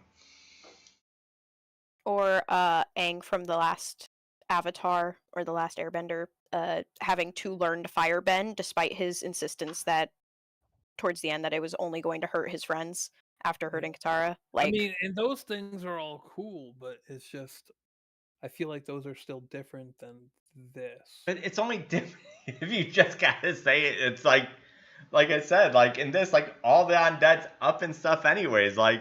It's part of the earth in this way, the way the world is working, the way the roots are taking back. So basically the Rootborn was just given access to be able to do that himself. And I don't know, it's just weird. If I were to play a necromancer myself in this world, I'd play a necromancer that never actually raises the dead, but uses his powers to just put them back down. I mean, you could absolutely do that, and it would be a really cool way to play that character. Yeah. Yeah, and while this is a fantasy setting, and ideally there would be no intertwining with real life into the fictional settings. It's all supposed to be you can be whatever you want. And no one's gonna make you be okay with necromancy if you have personal beliefs about it. You know you don't have to. And the necromancy is gonna have two specs too. Like their inherent ability is to either destroy undead or to blow up a corpse that is already dead to do something. Their subclasses, one will have a pet and the other one will be blood magic, so it's using their blood to heal and stuff like that. So it's not even they're all just inherently raising dead. It's easier to heal you when you die first. Cleric. Grave cleric. You have 1 health, I hit you. And then I heal you because you get more. Grave cleric's wild. Necromancer with extra steps. I'm looking at some of the blood domain. What I want to happen in the worst way, I want King in the next campaign to to play a goblin bard. Just break him totally out of his fucking comfort zone. I don't know about. I mean, I guess a short race is maybe a little bit, but I mean, if I'm playing a bard, it's going to be a joke character, and that's definitely within my comfort zone. I don't know. I can't see it. I end up thinking bards were a lot cooler now. Like seeing what Ekor could do, and I've played a kobold guard rock musician before, a kobold bard. Nice. That was back in, I think, Pathfinder, like the OG Pathfinder. It was some subclass where they could use their bard songs per day to do like cones of like a magic. Yeah. So he'd like be rocking out and like doing like shattering eardrums, medieval heavy metal on a lute, and then just like fire and lightning would shoot out and like mayhem. Yeah, I really try to play more traditional bard with Ekor, very leaning into lyricism and such. Yeah, I think bards are a very strong class in this game. Like on paper, they don't necessarily look at it, but those two like domains together and the cards, man, along with everything, they work so well together. Yeah, they get the tokens and rally wild grace domains. Yeah, the codex domain is cracked. I love seeing other people play bards, and I love like bards as characters. I could never play one. The whole music as magic thing just does not mesh with me. My preferred way to play bards is in like a battle bard style, like a skald. I think I definitely kind of like you said. I have characters that I don't play very often because I feel like I have a harder time connecting to certain aspects. Like I don't often play pure casters, and I think that's why I want to play a witch this time around, because they really are a caster. And beyond that, we're normally like, I as a person am very like solution oriented. You know, I tend to be a driver. I want to find something, solve something, fix something. I'm going to try playing someone who is near the opposite of that, someone who's more tentative, more meek, someone who's a little more unsure, insecure. And so it provides an opportunity to do something else entirely that maybe I'm not so comfortable with. Yeah. I definitely didn't lead into the Ekor's music was the reason they were magical. It was more their innate magic was made stronger by their memorization and like ability to think on the spot. Never really pulled out my loot during combat except for rally and healing. Otherwise it was mostly sand themed as much as I could. I think I might revisit the original, that sorcerer concept I was going to play, but like flavor it as like an earthbender. That's fun. From Avatar. Like have a lot of the things they do be flavored as just like, instead of, you know, curtain of shadow, be like, I don't know, like dust cloud or something, and have it essentially do the same thing but just all earth themed. Yeah. You know, Jay, from a meta perspective, if we all go into this as a group of casters and leather wearers, is that going to make encounters difficult? Like, if we don't have a tank, and we don't have a dedicated actually, healer? I would love for you guys then not to feel like you need to fit a role. I can always, like, kind of, you know... I think in Daggerheart, you could... I don't think you're restricted. There's no armor proficiency. No, you could just kind of wear... And you can even flavor it however you want. Like I said before, like, let's say you're a wizard and you want to wear full plate. Well, your character doesn't have to be wearing full plate, right? Like, magic could be coming out and blocking those shots. You know, it's just really just... You could still have that armor without having the... There's still a big difference between a witch wearing full plate and a guardian wearing full plate. Yeah, no, huge. Yeah, right. I mean, it depends on class abilities, obviously, can help reinforce that, but... Bruna is able to disproportionately prevent damage in a way that no other class can, and I think that's considered when balancing things. So if that's not going to be a deciding factor, then I think that would take some of the pressure off to feel like, we need to have a tank because we can't be taking you also damage. have to remember too, we don't have any sustain. Bruno did like no damage, so what if you killed things faster? Yeah, So I mean, in the beginning, I did pick that rage at the very end, right. so I could.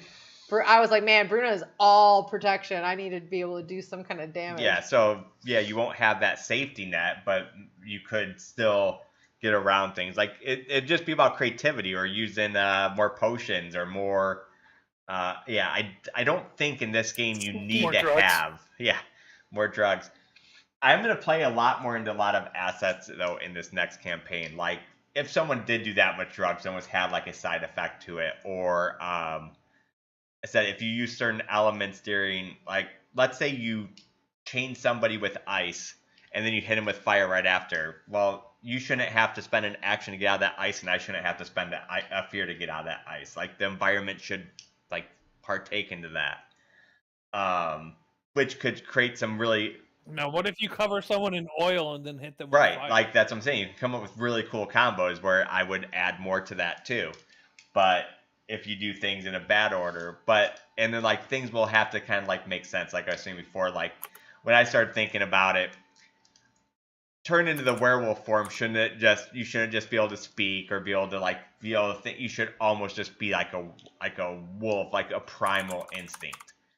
I would say the one exception being the Lycan Blood Hunter, because like that's what they're all about. I still think they should have to, when they're in a wolf form, they should have to play like a wolf. Like they shouldn't just be able to be like intelligently thinking. Like it's part of their kit, but it's not like their whole kit. My poor fire breathing wolf. Like that probably shouldn't have been able to happen. I definitely think. Because you allowed me to drop out of the form when the combat was done, I definitely think that should be something that can only be stressed out of. I would, because it was stress activated. Yeah, I would definitely work on how a lot of that worked. Yeah, because like, it should almost be like that thing where someone almost needs to do something to calm you down, or something should have to happen to take a rest to clear that stress. Reading the Lycan Blood Hunter, I don't think your form is supposed to drop when you go to 0 HP. Yeah, that's what we're talking about. Is when I took the werewolf card, it just says you transform when you stress out, but it doesn't have any conditions for when you drop out of that form. So just let me drop it after that combat ended, but I was like, I don't know if that should have worked that way. Because the biggest thing in like the Daggerheart rulebook, it says like you can't, like they don't want you to rule lawyer this game. The main rule should be you ask yourself, does it make sense? Like they don't want you just like reading everything verbatim and be like, they say even in the rulebook, does it make sense? And you go from there. Enemy dropping out of that immediately after a stressful situation does not make sense because it was activated by stress and damage. Yeah, like that. Even that redirect attack from the monk. Like to me, that feels like that was more meant for like projectiles, like arrows, like almost like in D&D how they can catch the arrow and throw it back. Like to me, like if you're throwing a fireball, unless you're a special kind of magic monk, you shouldn't be able to catch a fireball and then redirect that back at them. Like to me, like that should have been more of a projectile thing because it just doesn't make sense.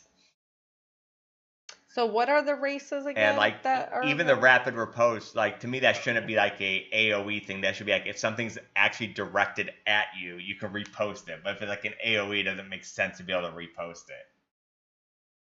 Everything that has the core tag under it are ones you can play, he said. Yeah. So like. Yeah. So those are.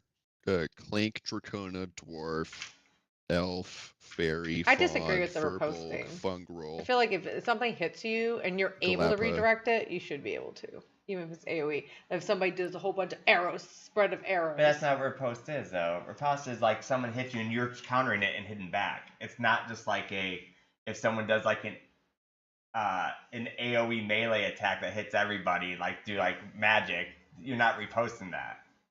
Oh, I wasn't saying for magic. I thought you said for like if he was hitting everybody. I'm not. No, well, I'm not talking. There's two different ones. You're thinking of redirect. Okay. Yeah, that one I would let him catch when the arrow's falling down. Yeah, I feel like okay. About to say if I'm the other one's a melee attack thing where basically the idea behind it is you punch me, I counterattack and punch you. But I was allowing it for like an AoE like Magic splash attack. fire thing, Okay. which it shouldn't work that way. It should be something that's like directed at you, targeted at you. Which it does say made against you, but you could also interpret that as, well, an AoE's against me, you know, but... Yeah, but Well, so it was like you can confusing. get lost in the minutia. Correct, Yeah. So that- like and that is literally what you the have to Daggerheart roll book to beat their And it's evasion. confusing with Bruna on AoEs too of guarding. Like for me, if I had the stress to take everybody's hit. So I probably wouldn't allow it the same way as we did it in this campaign, where the only way I would say like you would be able to take like an AoE hit like that from anybody if it was like a grenade style action. Like if there was like a fireball thrown, you jump on the fireball and wasn't to take the explosion, right? But right, exactly. But if it's like just an AoE splash, it doesn't make sense for you just to be able to jump and take everybody's AoE damage like that. Yeah, that like I'm saying, is confusing with the Right. Guardian. What she But can like I and said though, cannot that's block. why I think the Daggerheart book says is don't get too lost in the wordings. Just does it make sense and go from there. I think what a lot of times we'll end up doing. The only thing that sucks with Guardian though, if you're doing all AoE attacks, you're absolutely useless then. I mean, it depends how you build your character, right? Like you can build yourself to have a little bit more offense to do stuff like that. Well, that's And- why I end up building more offense. They got and frustrated that she So couldn't you would do think a lot. also when you single target how fucking OP you are. You should have a Yeah. weakness, right? Like the weakness should be AoE damage. I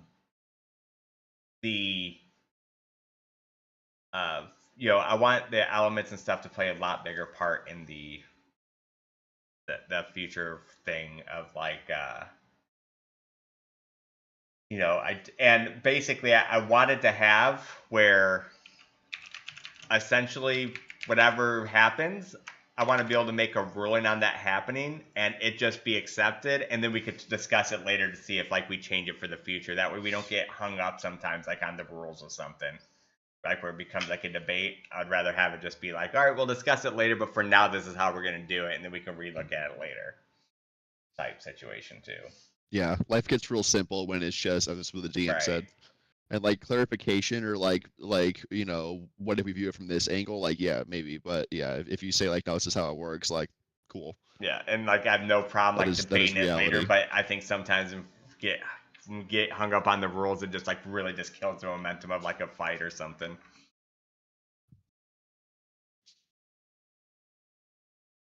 Well, that was the conclusion of the Skyroot Saga. I actually had a lot of fun with that. 22 It's sessions. the start though. Yeah. That was a nice intro to Daggerheart too. So we will all be starting at. So that was supposed to be what, 6 or 7 sessions, and it turned out to be 3 times It's supposed as to be long. 14. It's supposed to be 2 episodes in Island, 7 islands.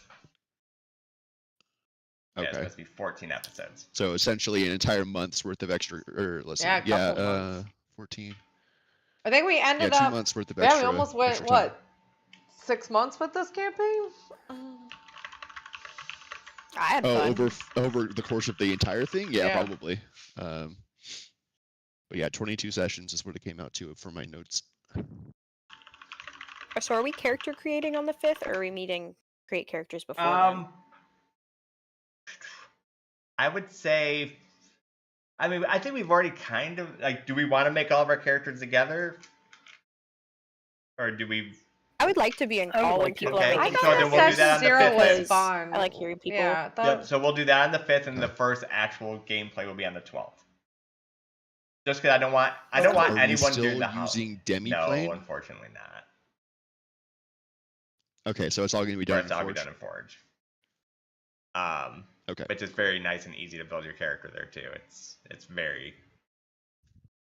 a very nice program. I will say I was messing around with it. It's very Which nice. one? It's called The Forge Virtual Foundry Tabletop. Born. It's a program used for Foundry.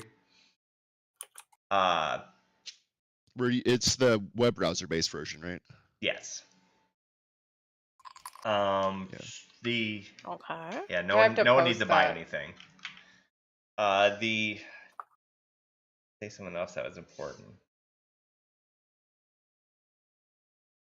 Oh, so we'll all be starting at level 1. This is going to be a long campaign, but I'm not gonna make it a super long time to get to 10. Like, it's gonna take a while. It's gonna be a journey, but it's not. I'm not gonna stretch out the 10. Basically, there'll be different ways to progress your character after 10. But I'm not gonna just make it like, we can only level once every 4 months because I want this to be a long campaign. We'll still level somewhat naturally. Like I said, it's not gonna be quick, but it's not gonna be like forever either.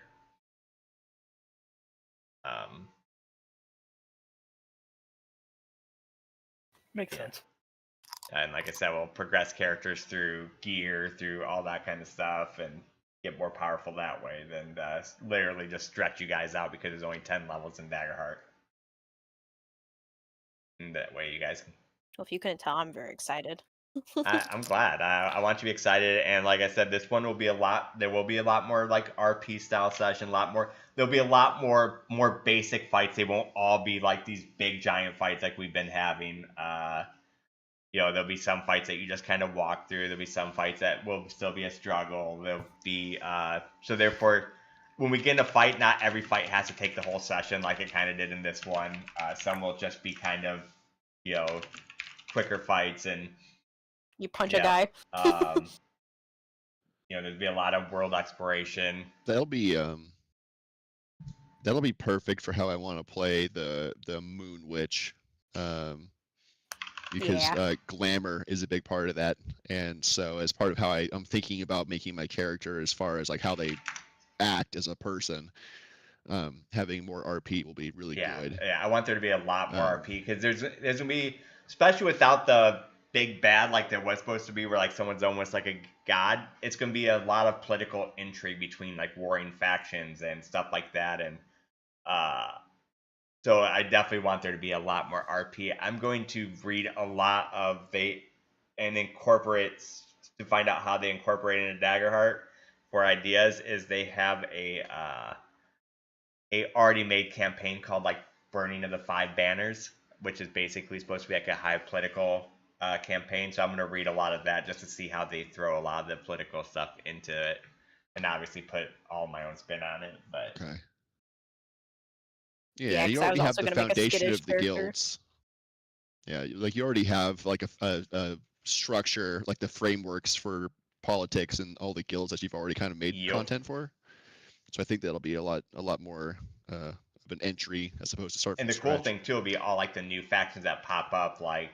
Because when all the islands got together, all that you didn't discover, all the different factions and communities that were on these different islands, and there'll be a lot of different languages. So, I think it's gonna be pretty cool. I'm looking forward to it. So, in this world, is Thalavine still the main city or a main city? No. So basically, is that more steampunk? Thalavine's gone. Obviously, it crumbled. That's not one of the cities that merged because it was a world seed island. That's why they lost like all the technology. Right. And the arcane crystals, for whatever reason unknown that anybody, won't charge. So sky pirates and stuff like that don't exist. So people are trying to learn to live without the current technology that they've been so blessed to have for so long. So it's gonna be a lot like a frontier style setting. Like the towns will be a lot more Wild West atmosphere. Sassy gave a good Horizon Zero Dawn style where they trying to live without this technology they once had. Buried technology. So, but the factions. So, what level of technology remains? Is there like electricity, or is there like steam? They're trying to. They're in the process of developing Steamworks now. So they have like steam trains, but they're having problems getting the trains moving because the railway keeps getting overgrown. So they're having problems just keeping them on the rails without the world growing over them. So they're trying to build them like elevated. So Steamworks is, I would say, in early phases. But that is kind of what they're developing. But that's the fun spin on it, is that the technomancers that got so popular and ruled because of the technology, they don't have that anymore. So that's why they're trying so hard to find some kind of technology, and why they're trying to experiment on the Rootborn, thinking that they have the secrets to unlock the technology that's lost to them. But so now everyone's kind of like separated into different factions of within themselves. You know, some work together, but for the most, like, there's like we'll call them Thalavine houses as like the core groups, and then you're gonna have like the other factions that occupy parts of lands, you know, that came together from the islands coming together. But just for simplicity's sake, we'll call them Thalavine houses. Hi, Sunny. Hi, Pat. Our camera's still doing that jerky I'm really thing. excited to see what you guys' ideas are. What was that? Really excited to see what you guys' ideas for characters I'm excited to see everyone's characters. And like I said, not everybody has to be Rootborn. I do need some people to at least be Rootborn, but not everybody has to be. But there will be a big perk the more people that are Rootborn together as. Hey, I'll be Rootborn any day. Yeah, I think part of being a witch is going to be in tune with the natural elements of this world as it sprung up, so it makes sense that my character be Yeah, when I saw a witch on there, I thought for sure easy Rootborn character. Especially if I'm doing the poisoner assassin. That'll be really fun that'd be to great. be Rootborn. Yes. Got thorns and shit. I like how versatile that subclass is. Like, you have a lot of different poisons for different applications, and that's really cool. Yeah, then the reason why you guys can communicate, because essentially your guys' mouths are bound and hands are always locked up in there, so you guys had to find different ways of communicating with each other, and that's why you guys are going to have that ability to be able to communicate each other without speaking. It won't be telepathically, but you guys have kind of developed your own kind of language through physical means. Side eye. Says an entire sentence through the side eye. Yeah. Gotcha. And that's why you guys have just learned to work together, so that's why you guys help each other out more, and the world kind of nurtures you, and that's why you guys get that extra benefit when you are in the world. Being Rootborn. Really excited to play a skittish character. It's been my idea so far. But mine is not going to be skittish. She's going to be very... very, very. I am coming up with some fun ideas. Do you know what you're gonna be yet? You decide necromancer. Well, you want to see it first. Yeah, right? see it first. Just between rogue and necromancer, which both could have the same almost personality. Mm-hmm. But I'm gonna be one of the mushroom people. I have an idea for it. You're a real fun guy. It's gonna be a fun guy. Yeah. Told Marsh I did headstrong, and with liar I did clever, so now I want to make a real non-confrontational, kind of unsure character. Yeah, I can't wait to see you guys come And your up with partner, the insecure, timid. Yeah, we're gonna be a good duo. Neither of us can hype each other up. I think it's gonna be so fun though, that first episode, as you guys are bound, gagged, have no equipment in the forest. It's gonna be fun. Will be. Yep. Yeah, so when you guys do pick equipment, you pick nothing. You get nothing. This is the conclusion. Yep. I only knew Echo for a few sessions, but I fell in love with him so quickly. I loved all your guys' characters and getting to interact, especially because last session, I believe, we got like a moment where there was nothing else happening for a second, and so our characters actually talked, and that was real fun. It is. And now you can chronicle the adventures of Bruna, Rusty, and Draxus as we see if we can send Soraya Thornwake into Afterlife. Well, I plan on having Ekor's Chronicles found a lot through, like even respun, re-added on. That'd be fun. Even though, just you guys are definitely gonna be known as heroes. If you guys lost, you would have been a symbol of the rebellion, and if you guys won, you guys are gonna be obviously a symbol of hope and heroes. There's one copy sent just for Lyra that I promised, which is just every fuck up we made on the way to the final fight. Because I keep my promises. Yeah, and I'm very excited to see Anja where she's at. Duncan Donay. Yeah. Mhm. See where they're all at in these worlds. Catching up. Yep. But you guys are gonna start. I might do a gorilla man. Ooh. Ooh. Ooh. I The Simeon? yeah. I said if I was in a campaign, I definitely would be a little tiny rogue Simia. I know you're gonna play the big gorilla style, but yeah, Mhm. like firing bow and arrow with my feet and shit. That'd be so cool. That'd be awesome. I want to do a real lanky guy trying to be smaller.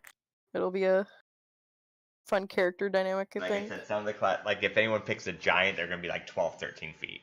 Like they're gonna be huge. Oh god. Being that I think I'm gonna go with this Earthbender thing. I'm not 100% sure on it, but I think I am. I would have probably done the Earthkin, but those aren't allowed in this one. Just the unmovable. So if they were No, to be just made because he's gonna available, be- they would 100% have a stress added to that removable thing. That's a crock of shit. I love because they have another ability, Oasis, which just allows you to reroll one like rest die for the short rests, and no one ever used it. But immovable, which I thought was like just a inane ability, just got used like Oh, they might have updated 7 or 8 times. Because now their abilities are Stone Skin and immovable. No, should it be- was Duneborn. I picked Duneborn because I like the Oasis fact, Duneborn and is part I of wanted the to do community. Okay, yeah. gotcha. That's a separate thing. because I wanted to make her seemed like sandstone, and so I thought, oh, this is a really cool ability. I'll do Duneborn, and then never used it. I always forgot to use my dice though. Seaborn dice, is that what it was? I always forgot to use my. I had like +2 Well, attack. the nice thing is with the new program, you guys will have it all much more in your face, like your abilities and stuff you can I use. feel Like I said, people really never use the offhand thing very much after because it's just not in the thing, or any of your like personal things I gave you, since it wasn't in your face, you guys never really used it. Like again, I don't think using my Rusty ever used the dragon in the other campaign. I don't think he ever used the new thingy, that little robot thing. Yeah. Cog. Yeah, it was in between. I was having to use those downtime actions to do something else.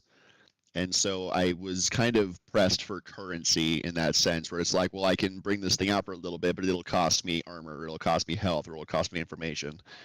And so it was tough for me to want to use that as opposed to something that I knew would stick around, like I can take more hits. I'm glad I remember my calming pendant at the end. I hadn't used that since of being totally stressed out, but I was like, wait, I have a chance to get that stress back. And it is cool because you guys will actually see a hope and fear die in the new system. Okay. It's they're actually colored, Nice. and it'll tell you if you roll hope or think- fear. My final count for hope rolls that I got that actually rewarded me for a hope was 4 out of every roll I did. And one of those, I didn't get rewarded the hope because I was in wolf form. So I took a stress instead. Damn, I guess your dice were. I was counting because I was like, I'm not going to roll hope, I don't think. And so I knew when I took risk it all, I looked at my note that said number of times you've rolled hope, and I was like, oh no. Yeah, it's Oh yeah, I saw that. I tell you what though, that if it works, is very strong to win. Oh, I know. Move, And if I it still works. think it was perfect that it was Rajit that was like, fuck that, I'm getting back He up. earned it. Yeah, that is a very strong He move. was if it our works. hard hitter, he earned it. Especially when you roll a 12 for the hope die. Whew. I know, you rolled the Yeah, that was about The like perfect. as good That as was I could perfect get fantastic. risk on it all top right of it. there. I was very pleased. I'm so excited to I see was all very of your audible when I saw that roll. I was like, yes! It's a very hype moment. Um, Saying that all our risk it alls, we've seen them die. So it's like, What community do I want to use? It's really hard to not just try to pick Seaborn with every single character. 'cause remember that the seems like community the best will community. be root, the root thing. Rootborn. Oh, we are all Rootborn. No Oh, matter I mean, I what? guess I technically don't have to be. No. I do need most of the people to be, but yeah, you'll get big advantages If for we being can it. communicate with, if we can communicate with each other without speaking, I might do a silent character, just gestures and charades. I think that'll be real funny. You know, I wish. I feel like my wife would play a silent feel like- character. wow. Whoa. Yeah, me Look. holding. I can be pretty silent holding the pillow over your face. Sorry, what was that, King? I was gonna say, I feel like that could be cool, but I feel like that would work better in like a text-based RP than like over mic. So my thought was, I can describe what I'm saying, and you guys can use your imagination for the Right. body language part. So I'd still be speaking. Almost like how I It's almost like just- how I played Lysa. Like, even though she couldn't speak, I was still open with her communication. But because they can understand each other fluently, the Rootborn can. So you'd still be able to easily speak fluently and not even find out ways of doing it. And you'd almost be like, this person translates. I love for you. Lysa's Well, if that's shadow the case, I'm probably puppetry. gonna not bother looking at the community section. Yeah, I like that from Lysa.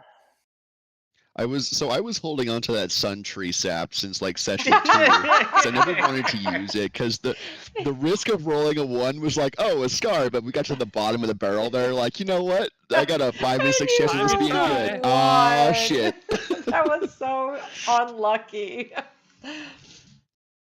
I'm so happy with how that ended, though. That was It was real perfect. fun. I love the actual threat, the big what a- bad face, where like 3 people died. Mhm. Like to me, that was a Yeah. good big bad guy. It wasn't like Strahd. It Yeah, was I not really like didn't Strahd. want to, We kicked Strahd's ass. And the dragon. And Human Yeah, I then really the did one- not want to Simeon. use risk at all and then have my character die in the final stretch of this fight without doing anything. I'm like, nah, if this is gonna be it, it's gonna be it. We're going all My in. final decision was because her best friend Rusty, she just wanted to be with Rusty, so and she wanted to try to protect the rest of the party by taking him out. I think that was her last, like, let my gains be your shield. I think I would know? add that too to that death move, that you could use pretty much any of your abilities, even if you're like you don't have stress or whatever. I mean, it is a fucking final move. Like, Yeah. You're literally giving your yeah, life for it. like to me, it shouldn't be like, well, I can't do that 'cause I don't have stress. It's like, fucking do it, man. Like, you're Yeah. literally killing yourself for this. The yeah, you let me blaze a glory Rule of to cool. the Yeah, I fullest. got what, 4 hit points out of it off the boss? I don't know what did 86. She got 3, but you only need 107 severe. damage. Because the severe threshold is 45, and she hit for 52 or whatever. 86. Oh, you hit for 86? Yeah. Oh, Yeah. shit. So it was.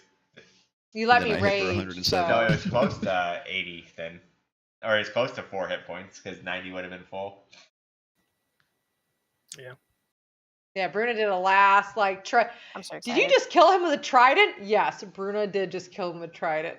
Yeah, I'm excited. I'm glad you guys are excited. I do think this is the better idea than to go back to the Alice cycle. Just because we have a history and stuff here, I think it's cool. Yeah. I think you also said only pure races. Only right? pure No- races, no but especially combo for the races. Rootborns. Because Wait, is Rootborn also going to be an ancestry as well as a no, community? but the difference is for the Rootborn. The reason why you have to be pure blood is because like you're gonna be maximum 20 years old, and most of these factions or most of these people now are like newly factions. They wouldn't have had a lot of intermingling yet. So that's why most of them are just gonna be pure blood, just for simplicity. them all being maximum 20 years old really does play into me and Marsh's idea of like kind of combat unsure, meek, skittish characters. It'll be good.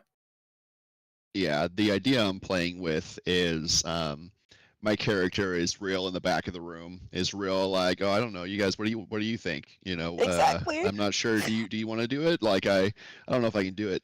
But whenever they glamour, it's like they're someone else, like full confidence, like, hey, the ship was supposed to arrive today. Where is it? Kind of thing. And so they get to be someone brave when they're not themselves. Yeah, I think that'd be really cool. I love the way in the Mighty Nine cartoon, the way they use the glamour, like to change themselves a lot. It's a very cool aspect. Yeah. Yeah, I'm excited. I'm glad you guys are excited. I said I definitely want this campaign to be a little different as far as, you know, just it playing to make a bigger, broader story, which I think is going to be really fun. And I am looking forward to it. But guys, feel free to contact each other, talk it out even before the 5th. You know, really get things solidified so you guys can have like some good backstories and stuff. Because I think it's gonna be kind of a cool part. I think the only person I know is not going to be Rootborn is going to be Sin, because he is going to play his son, a demigod. And I do think that would be really silly though. be awesome. Just a demigod in our party. I was playing with the idea that I would be some relative or some child of Bruno and Rusty. High No, we Baroness were Morella besties. Nyrex. We weren't lovers. Oh man, the cool thing is the High Baroness. I was gonna have her married to Alaric as part of alliance, because, you know, obviously she would do everything to try to stay in power, so she would marry Alaric. Yeah. Like, I'm a little disappointed we don't get to see the Alaric was the child. story. I'm glad we killed that bastard. You know what? I'm not. Yeah. Fuck him. Yes, thank you, thank you. I'm so glad we I killed think them. it would have been a really cool story part, but I did not want to railroad you guys into it. I wanted to make it an extremely hard fight without it being impossible. Because if that's the case, why even make you fight it? If I was just going to say he won. Like why even fight it? So I wanted it to be extremely tough, which I think I succeeded. I think I perfectly succeeded on making it just tough enough where you guys all could have died on rolling bad, or succeed on getting a little bit of luck, which you did. I think I actually balanced that fight. I never scraped the bottom of the barrel so much as in that fight. Like I was We going used through all like those if health anything is potions you left, gave it's us, time too, to in the use very it. I had like 50 feet of rope. But that's why I had like felt rope almost left. positive that we were gonna fucking die. That's why I gave you guys those consumables at the beginning too, to give you guys a little bit more of a chance, and just to start thinking about using. Oh yeah, I would have been toast. Objects like that. Be cool. But all right, guys, we're gonna wrap it up. Yes, Thank you for so much a for very joining fun campaign. that campaign. now, Remember, Discord's always open. Well- What? Sorry, go ahead. The when it comes, you said the people who are the Rootborn won't start. So, but the people that are the rescue party will have starting equipment. They will. It'll be very light though, like very almost like rusty. Like it won't be very well put together. Like, so if Sin's playing his son, he's probably gonna get the guns, but they don't work. They're broken, and so that'll probably be like one of his little side quests of fixing the weapons that he inherited.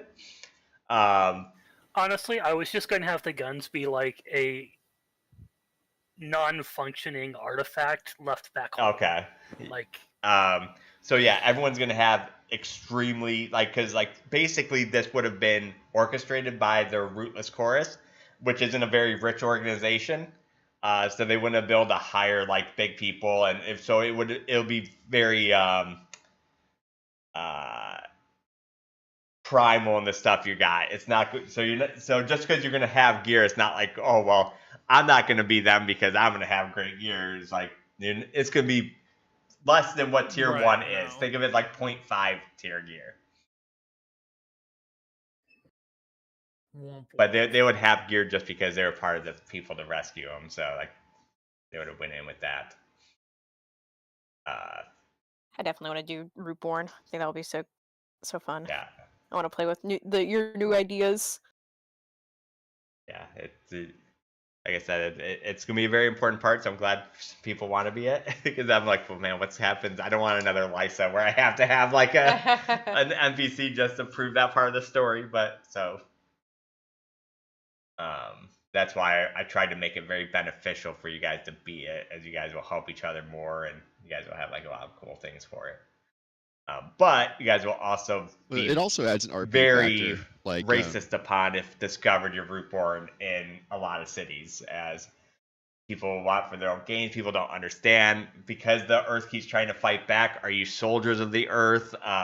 So there's gonna be a lot of uncomfort and unquestioning or questions about who you guys are, and that's why it was important for it to only be 20 years after, and not 30 or 40, because I want the Rootborn to be in their infancy, where nobody really knows what the hell they are.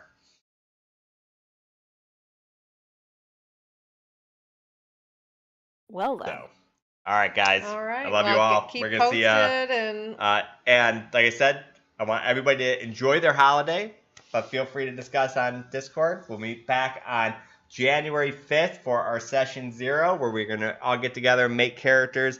I should have more things fleshed out by then as well. But hope to talk to you guys. Have happy holidays. Yeah, if anyone solidifies for sure what they're going to be playing, just let me know. Yeah, I'll definitely keep everybody posted on Discord. And yeah, unless I have a real big change of heart, I'm pretty set on the witch. And like I did say, I do promise I'll do better at note taking. This was supposed to be like just a fun campaign where I didn't have to do that in this one because we're doing 2 campaigns. So I started off with just like naming things off people on my desk. I think that added to the wonderful flavor of it. Kind of sounds like what you're going with is like a utility type witch with like glamoring and yeah, a lot of things that are useful outside of combat. Like I want to make one of my experiences like when performing an action that relies on a glamour. I can add that experience to it. Love you guys. Bye. Bye, guys. Love you. Thanks for having fun with us on this campaign. Goodbye. Happy holidays. Yeah, I closed out the phrase at happy holidays. Later, They'll never guys. know you said that. Yeah. Get shit on. Oh, wow. Yeah, I want to play some Zomboid now that it is multiplayer. They finally added the multiplayer to the new one. Yeah, we'll have to do Zomboid together. Right. Do some Zomboid together. So that was definitely the conclusion of the Skyroot Saga. That was a very fun campaign. Yeah, yes. Great campaign. Thanks but for being part of it. It's going to be evolving some more now. I love the idea. I'm really happy that this is the way you guys decide to go instead of going back to Hollow Cycle. That Hollow Cycle is great. It did get a little confusing when we switched systems. But I thought it was great, and I would have been okay going back, but I do think this is the cooler idea.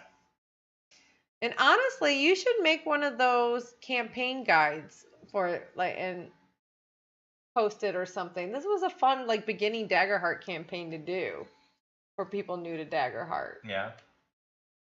Yeah, have it as a what was it? What do they call it? A campaign.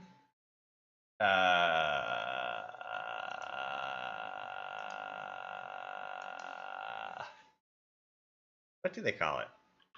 Like, because they don't have like set campaigns like exactly how they work. They have campaign guidelines. Like, yeah. Modules. Modules. This was Campaign this would be a really fun module. Just have known and stuff. Very high fantasy. I had a lot of fun with it. I think it takes a lot of work to write a module, but yeah, it could be something to work on. Well, I know you did that for the Hollow Cycle. You wrote a little bit of a module. Remember? No. Right? Yeah. Right, Spot? That's an exciting fight. There's a lot going on. I'm having to kind of change directions of my character. I didn't know everybody was going to be interested in playing a witch. So I was like, I was going to play the witch because it seemed like nobody wanted to play a witch. So now we're going to go a different direction. This January 5th. January 5th. We're taking a break for the holidays. We'll be Christmas camping next week and doing a lot of Christmas stuff the following week and New Year's Eve and stuff. So that Monday after New Year's Eve, January 5th, right? Let me look. Let me make sure I got my calendar right. We are going to be switching systems. But we are planning to get some videos out, though, in the next 2 weeks on the stuff we've missed, like Blood Hunter and everything like that. So. We're going to go back to Foundry. Unfortunately, Talespire, I loved it. It's such an amazing, fun system, and it just really engulfs you, but it's just missing a few things that are important. So that's 3 weeks Yeah.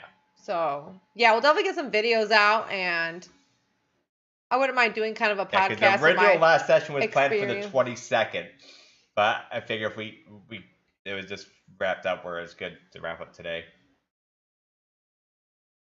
I could just, yeah. Well, our Christmas camping is going to be 60 degrees. Well, technically it gives us the next 2 weeks off. We'll meet in 3 weeks, yeah. Yeah. Yes, that's right. That's what I wanted. So a little bit of a long break, but like I said, a lot of world building. A lot of world building, character creating to do. Plus, with the holidays and everything like that, we always believe everybody should be able not to be stressed out of missing anything. Because nobody should feel like they have to miss something because they want to do something for the holidays, and they should obviously miss it over family stuff. But then it's not fair that you have to miss it if you wanted to play it. So it's just better to take it off. But we are planning. So if you aren't following our YouTube channel, Ready Player Roll, make sure you guys follow that. We are going to get some more Daggerheart videos out. I wouldn't mind having a video of us just kind of talking how our first Daggerheart campaign went. Me too. So cool. All right, love y'all. You guys are the best. I need to go get some food. Thanks for being here, you guys. Really good. I cried. You know what sounds really good? A spicy chicken sandwich from Culver's with a side of macaroni and cheese. Yeah, that does sound amazing. Let's do it. We didn't cheat yesterday. We did not have a cheat day yesterday. Cheat day today! Yeah! Peace. Bye, guys.